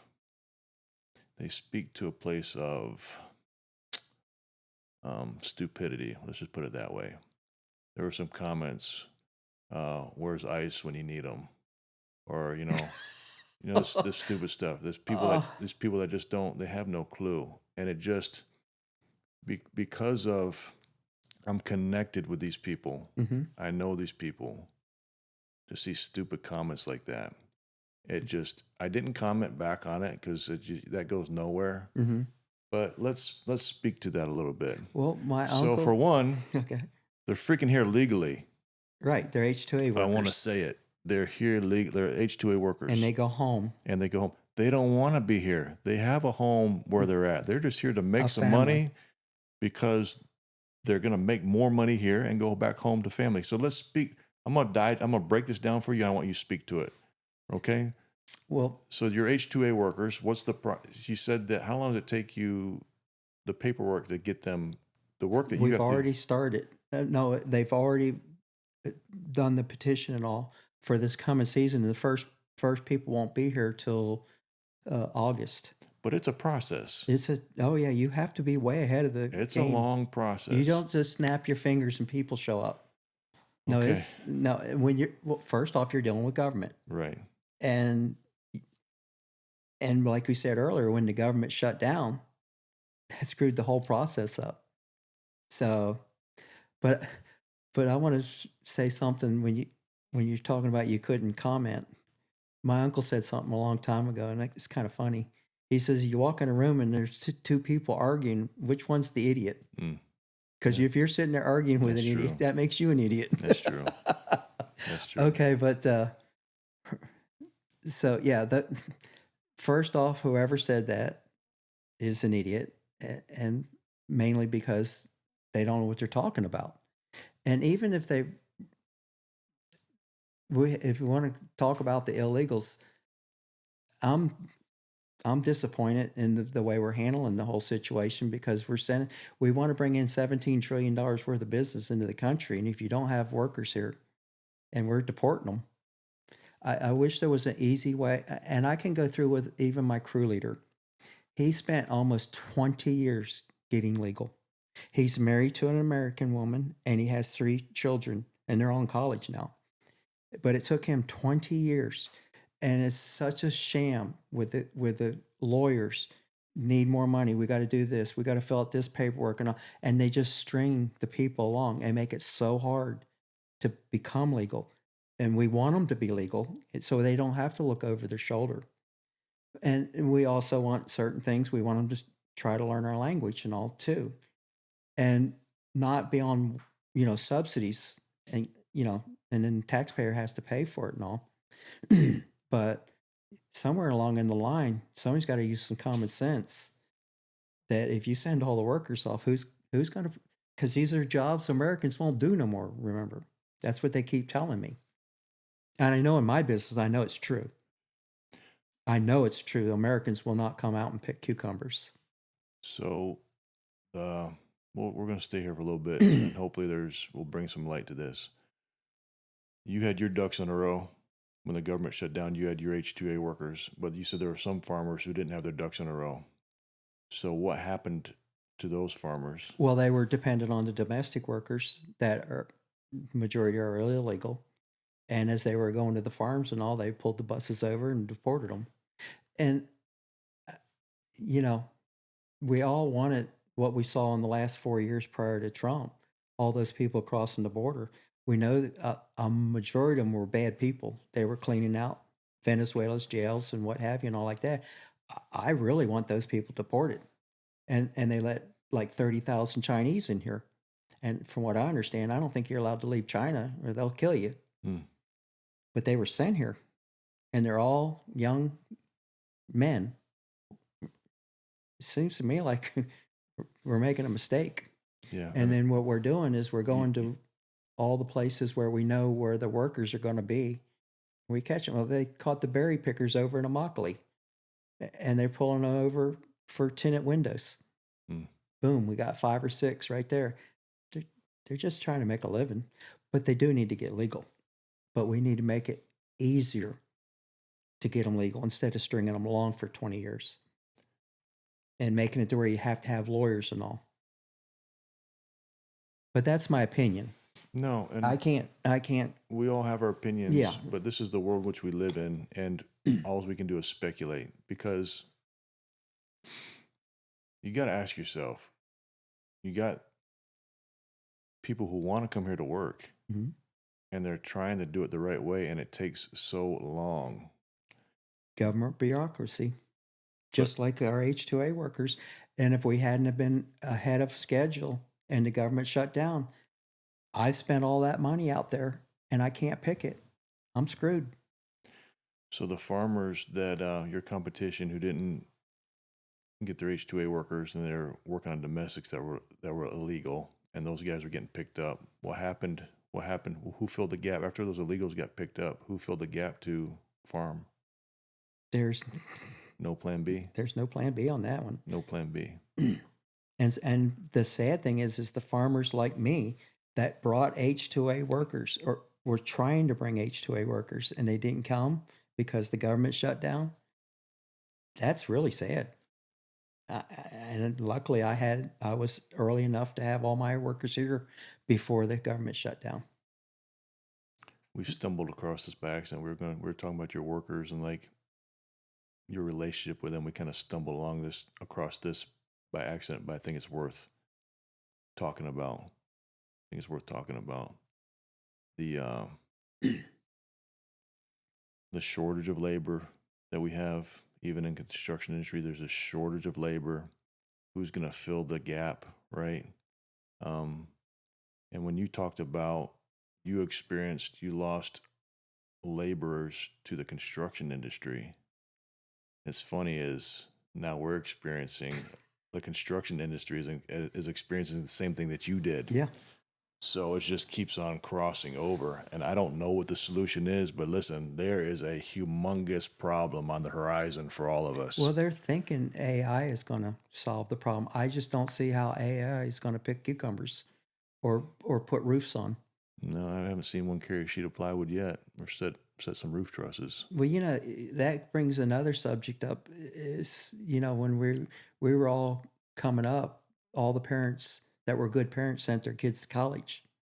Now we have nobody that works with their hands hardly. You can't find an electrician, you have plumber, or if you can, you're going to pay through the nose, and it shouldn't cost what it should. But nobody works with their hands now.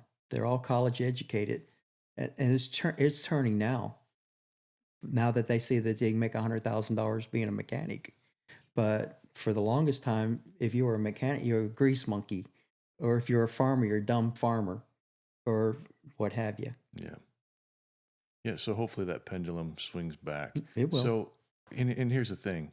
You talked about when you start feeling that stress, you just put your cross on your neck, you say a prayer, and that you can rest. Like life, we're going to figure it out. Life has to go on. Yep. And I'm not going to lose sleep over this. But it is a problem. It is a problem. And at the end of the day, my vantage point, human beings are human beings. If you give someone an incentive to do something that may be illegal and it's going to better their family, they're going to do it.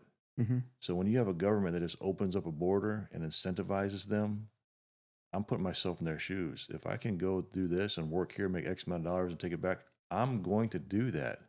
You understand?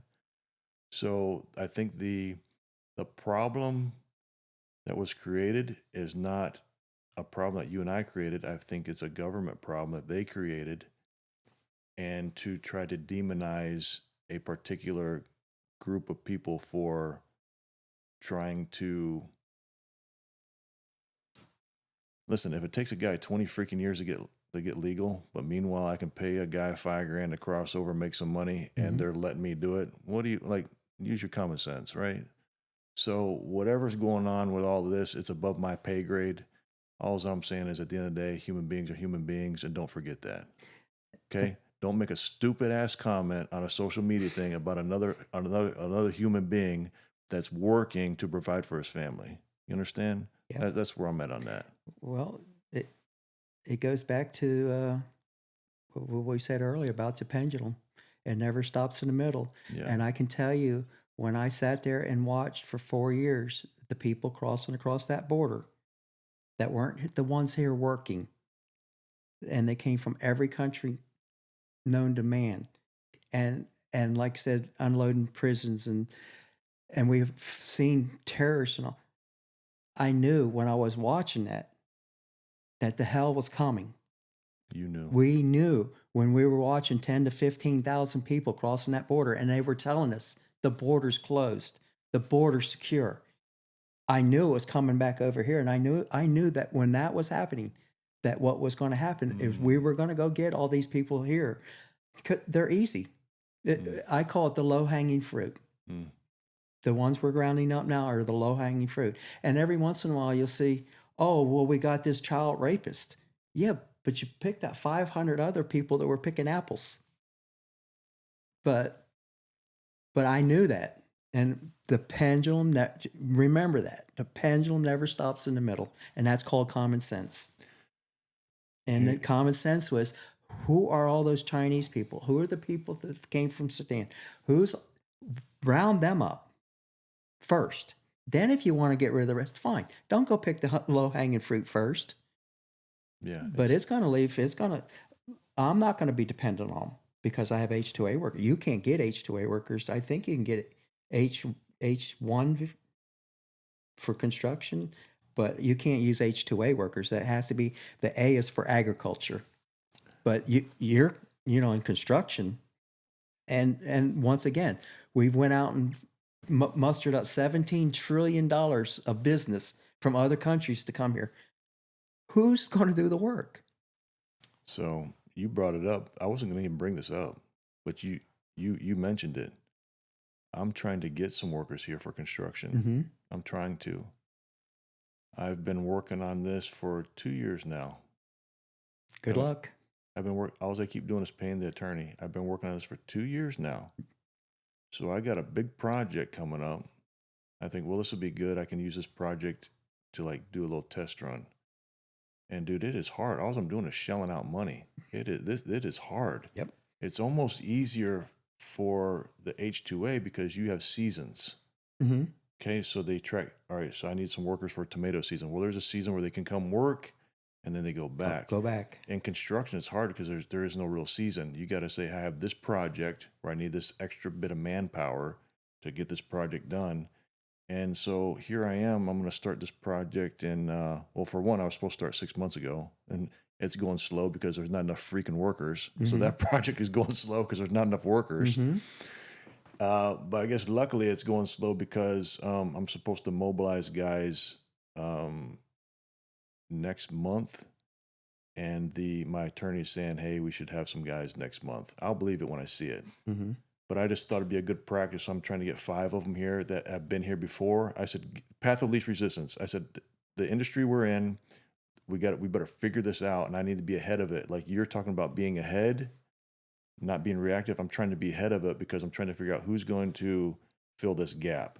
So if immigrant workers that you've been using forever is an answer for the construction industry short term until American workers figure out, okay, well, I can make some money in carpentry. Yep. But then again, you don't want to say, hey, I want to be a carpenter.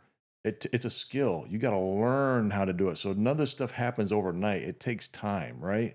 It takes time. But if you're not at least thinking about it, you're gonna, like you said, you can't. That's the hoops that the government makes you jump through. Because I've heard about your stuff from one of the guys at the packing house, and where we have to do housing. I don't think you have to do housing, do you? But don't you have to guarantee them like 2 or 3 years of work or something?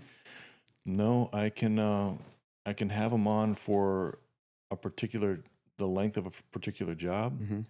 and then I can like when that job is over, I can apply for an extension. But we're not even there in that conversation yet. Like I kept trying to get you, hey, let's just lay some plastic. Don't jump to the harvest yet. We're not even to the renewal yet. Like we ain't even got them here yet. So don't even like try to talk about planting yet because we haven't even put on any plastic yet. Well, I just like the hoops. Like back to our H-2A workers, you have to guarantee them 35. But if you work them more, they can fine you for that. For you worked them too many hours. So you have to try to figure exactly how many hours they're going to work. And you can't. It froze. It's just everything just changed. Yeah, but they want you to have everything perfect like that. We're not living in a perfect world here in agriculture. So let me ask you a question. While we're here, what would be the perfect world for you in your industry? What's the answer, man? I just think I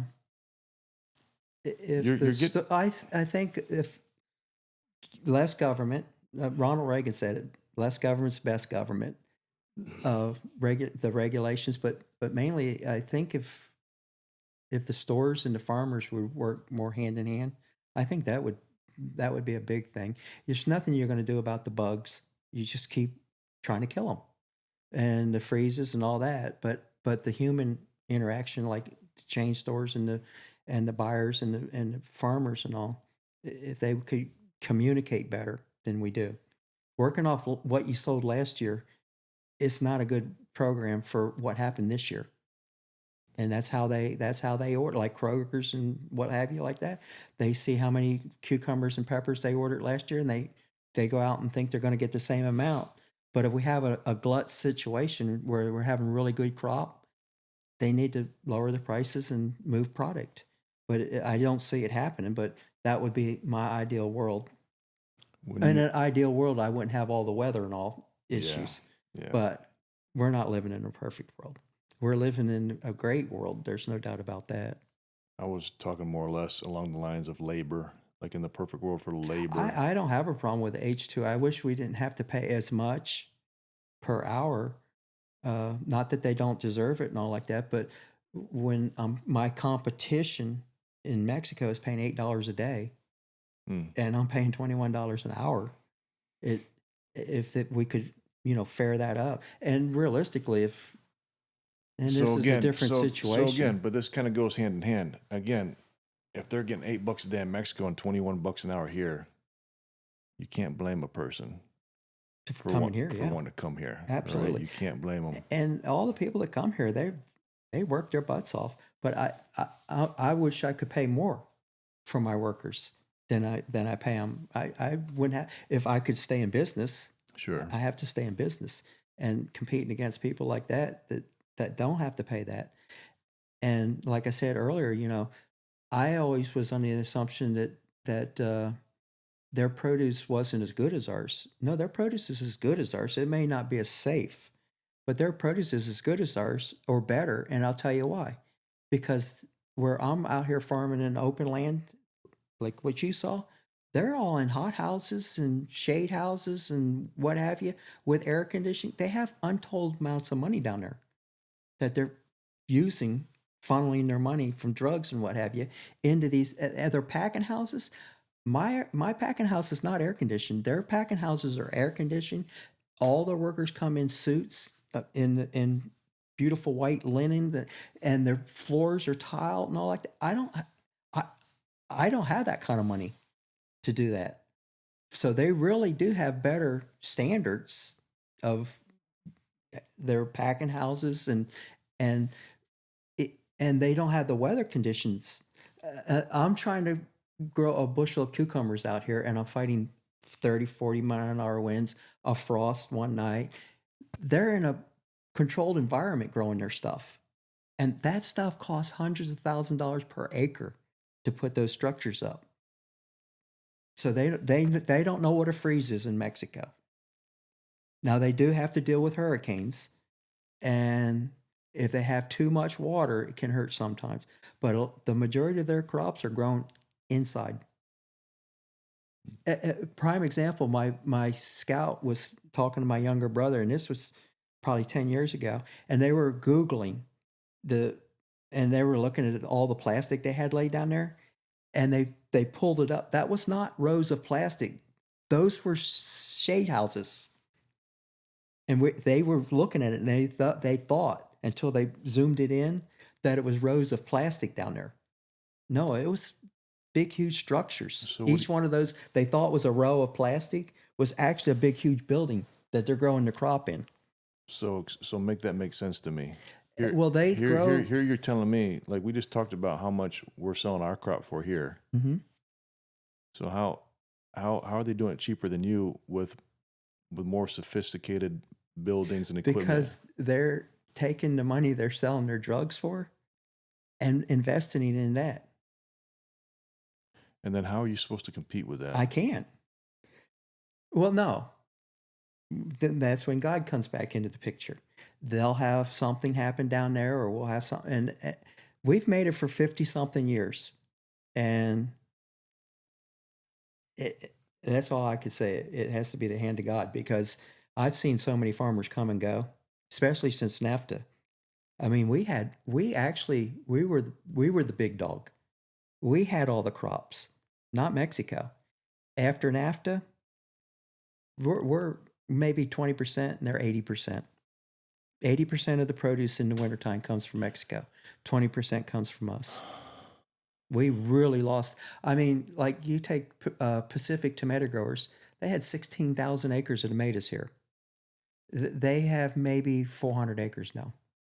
All the rest of their tomatoes in Mexico. And that's just one company. So we're getting ready to talk about the future of farming, because you're wanting to retire soon, and your nephews are going to take over, but maybe you would advise your nephews to do something else. Well, most of the farmers that are still here. I think that comment that person made on Facebook got to your wife, because she was saying. She did, because I'm telling you, that's what happens there. And every one of them people, they don't smoke, they don't drink, they don't do drugs, they ain't got no wives, they don't watch Facebook, and they don't make comments about things that they do not know what they're talking about on any kind of media. And they are verified twice. Washington, D.C., American Embassy, and then our crew leader. And then they've been here in the past for so many years. When I go back to the farmers, there's just probably 50 I could tell you that's gone out of business because of the unfair trade practices. Now, in all fairness, we had some farms here that, and one of the reasons we're still here is because we're there every day watching. Well, there was slop in a lot of the farm operations in Immokalee and all like that. I mean, when it's time to lay plastic, they'd be off caribou hunting. It's lobster season. They're down there lobstering. We're in the field laying the plastic, and it was the survival of the fittest is what's left now. Or like Pacific, like I said, they'll have 400 or 500 acres here, and all the rest is in Mexico. But I'll tell you the stories. I mentioned it earlier about NAFTA. So in '94, when they passed it, Senator Graham and Porter Goss, we all went to the farmers market down here, and it was a big media deal and all like that. And I sat, and they brought some of the farmers out from Immokalee and all like that, and we talked and we exchanged. Like I said, they would send me some of the stuff about how much cocaine was coming in through the border and all like that. And then we had another deal. Alfie Oaks had a deal down here with Senator Scott, and over from '94 to probably 2000 and something, they would always come and talk to us farmers about NAFTA and how bad it was and all like that. And they would always come to me. I'd give them the story. So Senator Scott, and this was 3 years ago, I believe, we went down to Alfie's, and he was there, and it's all about NAFTA. And they're listening, and they had the people from the strawberries up in Plant City and all. They had a really group of good farmers in there, and they're telling Senator Scott what's the problem and all like that. And then he made the comment. He says, "Well, you guys need to get out and you need to tell the media." And I respectfully raised my hand, and he called on me. I says, "Respectfully, sir, I did that from 1994 for probably 10 or 15 years. And it finally dawned on me that people keep seeing me every year saying the same thing over and over and over. They're sitting there in their chairs laughing at me, saying, 'That kid ain't too bright, is he?'" And I said, and that's when I quit. It's your job to straighten this up, not mine. But he told us, you need to get out in that meeting. You need to tell the media about your problem. Well, I did for years and years and years. And it did. It really dawned on me. Well, people must think I'm not too bright if I'm still doing the same thing and complaining about it. But it's not right. Yeah, you're just trying to farm. Yeah. Yeah. And the government, they do things like the embargoes or the tariffs or whatever, and they just wreck people's lives.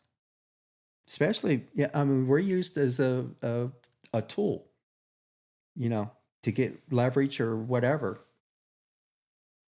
Yeah, it's And I don't know what the answer is because, you see big farms and the government, they subsidize this and they subsidize that and all like that.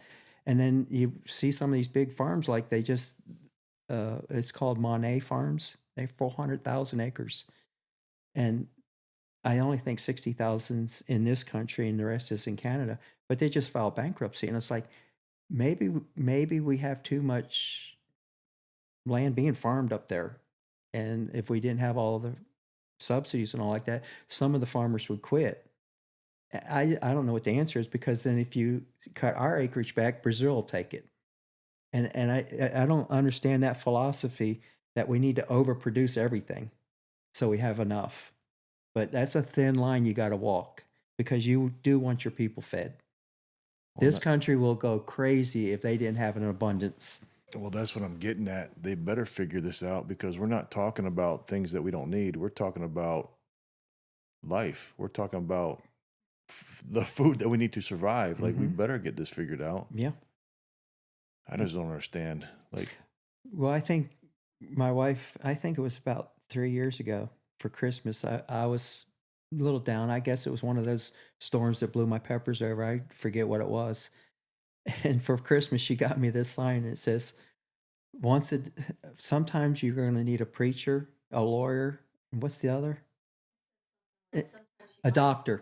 sometimes But you 3 might times a have- day, you're going to need a farmer." And I had that sign in my yard, and that perked me up. Yeah, that's true. But 3 times a day, you're going to need a farmer. I'm glad I had you on here. I didn't expect for it to take the turn that it did. Like, I just thought we were going to talk about, yeah, man, I got to fight the weather and I got to fight some bugs. I didn't realize this whole other thing that you're fighting against, which I don't understand it. I don't pretend to understand it, but they would get it figured out, because the next question I was going to ask you was the future of farming. You're getting ready to retire. Your nephew's going to take over. What if we continue down this path we're on? I don't see any young farmers getting into it. You don't. I don't. In our end of it. Now, I can't say about up north, but what they're going through up north now because of the tariffs and what have you. And I'm hearing bankruptcies are through the roof and all like that. But I just don't see young farmers getting into it. It breaks my heart because, like you said, we better figure it out. And the government is throwing more money and more money at it to try to keep farmers still going. But if you're not going to be a good farmer if your heart's not in it, you're not going to be a good anything if your heart's not in it. Can we ask you a stupid question? Why is the government involved in it at all? Why can't we just Well, once again, like I said, up there where they're giving the subsidies and all to the farmers, they would rather just make it on their own. I think the saying is they'd rather have something, not a handout, but a hand up, or what? Not a hand up. I can't remember the saying, but they don't want the government help. They want the government to quit making it to where they can't make a living. But why is the government intervening if they don't want the government's help? They don't want you remember one thing: you better feed your people. If you have a people that are hungry, you're going to be like these third world countries, and they don't. It's been a long time since we had pitchforks and going up to Washington and all, but you let this population go hungry, and you'll see how fast Americans get unhappy. But right now, we complain about how much stuff is at the store, and I feel it too. I mean, I go to the store also. I actually don't. She does, and then she drags me to the store. I'm like, whoa, I can't believe this stuff costs this much, but at least we have it. And that brings me to that one thing I wanted to bring up, and it has nothing to do with farming, since it's on a podcast. Inflation. Do you realize, and I read this somewhere, and it's more than likely where I read it is true, that my generation, which is the baby boomers, we have $73 trillion in value that we're fixing to either spend or we're going to give to our kids. And now I'm fixing to be 67, and it's dawning on me. Well, our preachers told us our whole life, you're not taking it with you. Well, you might want to start spending some of it. I don't ever see inflation ever being, I don't care who president is. I don't see inflation ever being in check again, ever. Because when Biden passed that $1.9 trillion in the Inflation Reduction Act, which just made it 9%, that's just not even $2 trillion. What's $73 trillion? I don't know. Either we're going to give it to our kids, and like her family, they all own their homes and all, so they're going to go spend it, or us that are going to go spend it. I don't see inflation ever coming down. I don't care who your president is. That would be one that I think we're just going to have to deal with high prices, is what I'm saying, when we have that. And the reason that we're in the situation that we're in is because my generation, I call them the worker bees. We worked. We were the electricians, the plumbers. We built the houses. We did all that. And we didn't spend money. We were very frugal. We saved and we saved and we saved. In my own instances, I bought life insurances and annuity. I've done all that, and I've never spent any of that money. Now it's all I can't take it with me. It's going to hit all these baby boomers that You're not taking it with you. You might as well spend some of it or give it to the kids, and they're going to spend it. I don't ever see it. It has nothing to do with farming, but yeah, it kind of does. It's something that and an axe to grind is this almost $40 trillion in debt that we've run. And then we talk about the government, and we call them the specialist. They're the specialists, and they've got us $39 trillion in debt. Our parents didn't do that to us, and we're doing it to the next generation. It's not right. I mean, that's a big, big thing to me. I know our parents and our grandparents did not leave the next generation in debt like this. And what we're living fat, dumb, and happy. And one day, worse than food is when everybody's money in their pocket is going to be worthless. Yeah, I think everybody feels it. There's an uneasiness. Yeah. Everybody feels it. Have to do something about it. So even here's my son-in-law. He does all my estimating. And he told me the numbers that we did this year compared to last year, same time frame. I won't say how much more we've done, but it's a significant amount more that we've done in business. But for the first time ever, I thought about, okay, but how much of that is due to inflation? How much of that is my labor costs that have gone up, fuel costs that have gone up, like the materials that we buy to do the jobs? Like, I'm thinking it might be pretty much, even though we did more dollars, it's not the same because it costs more to do business. Yep. So that was the first time. Normally I would be like, oh, that's good. But that was the first thought I had. Yeah, but how much is really in my pocket? How much did inflation take away from me? I've never thought of that before. Mm-hmm. How much, like, what's the real number? And when you have, and we could go on and on. My son just built a house next door. Freaking crazy how much he spent to build that house. You know what I mean? Like, yeah. And it just feels like we're working harder, but we're putting less away. And again, that but pendulum, you still have all of us baby boomers that have all that money that's just sitting there. And it's not just in houses. I mean, we have investments and what have you. And I'm just saying my age group. I'm not talking about me in particular. But $73 trillion is a lot of wealth to disperse in the next 10 or 15 years. And people that's got that kind of money, when they walk up and gas is $6, well, fill it up. They're not going to worry about $6 a gallon. Right. But the poor people like your kids that are trying to make it and pay that house payment and all, it's going to bother them. But all of us that saved all of our money our whole lives and are going to start spending it, it's going to make it rough on that generation. We're going to wrap this up because I just got some clarity. Like, I just got a little bit of clarity, brother. We're going to wrap this thing up, and I'll let you close it out. But when we talked about farming, and we talked about the anxiety of farming, we talked about the things that I can control, that I work hard at, and then there's things that I can't control, and how you can lay your head at night and sleep, and God's got me. And now we're talking about everyday people with inflation, with the world that we live in. That same thing carries over. God just isn't the God of the farmer. God is the God of all things. Mm-hmm. And if he's got us, if I put my trust in him, and he's got me, and I'm his child, I can lay my head at night and sleep that I'm going to be taken care of. He's going to provide for me. He's going to take care of me. Even when the deck is stacked against me, even though I'm competing against the cartel in Mexico when I'm just trying to grow my thing, even though the deck is stacked against me, if I am a child of the Most High, brother, I can't be better. I can't be in a safer spot. I can't be any better. You follow me? Oh, I go through Scripture. Read through Scripture. I am blessed. There's no doubt in my mind. Go through Scripture. When Shadrach, Meshach, and Abednego, they play some music and everybody's supposed to bow down. Hey, king, you're a good king and everything, but we just can't bow down to you because to bow down to you would be a go against that.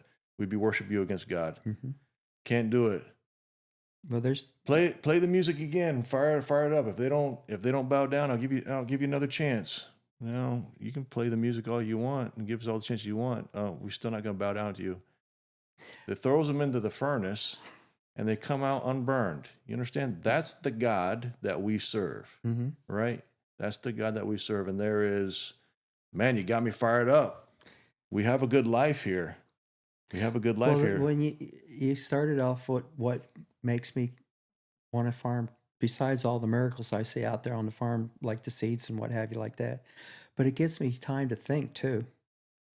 One day I'm just out there on the tractor, just rolling around like that, and I get to thinking, when we give a pint of blood, our body, how does it know to put a pint of blood back in us instead of a quart, and then it starts coming out our eyes or our ears, and it's just the human body.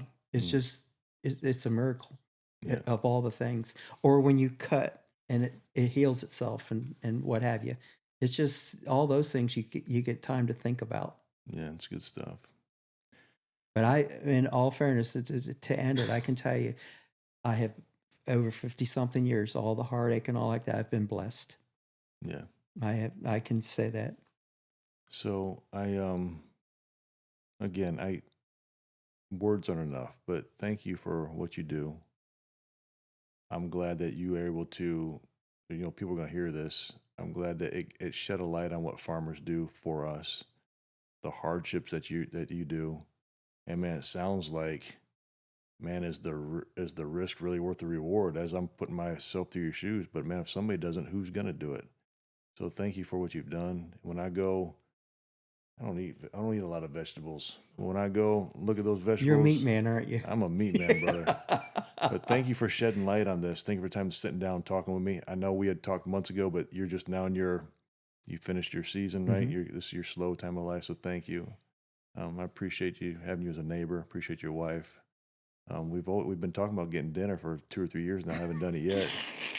Listen, we better do it sooner. We're not going to be able to afford it one of these days with inflation. You got me worried now. It's funny because we talk about the same thing. We've got people from church and all that. She keeps telling them we're going to take them out. And we still haven't done it. Well, make it happen. Make it happen. Yeah. Anything else you want to talk about? No, I think we've rounded up there. That's Yeah. okay. Appreciate it. Still strong. Watch me rise my way. Slow growth turns in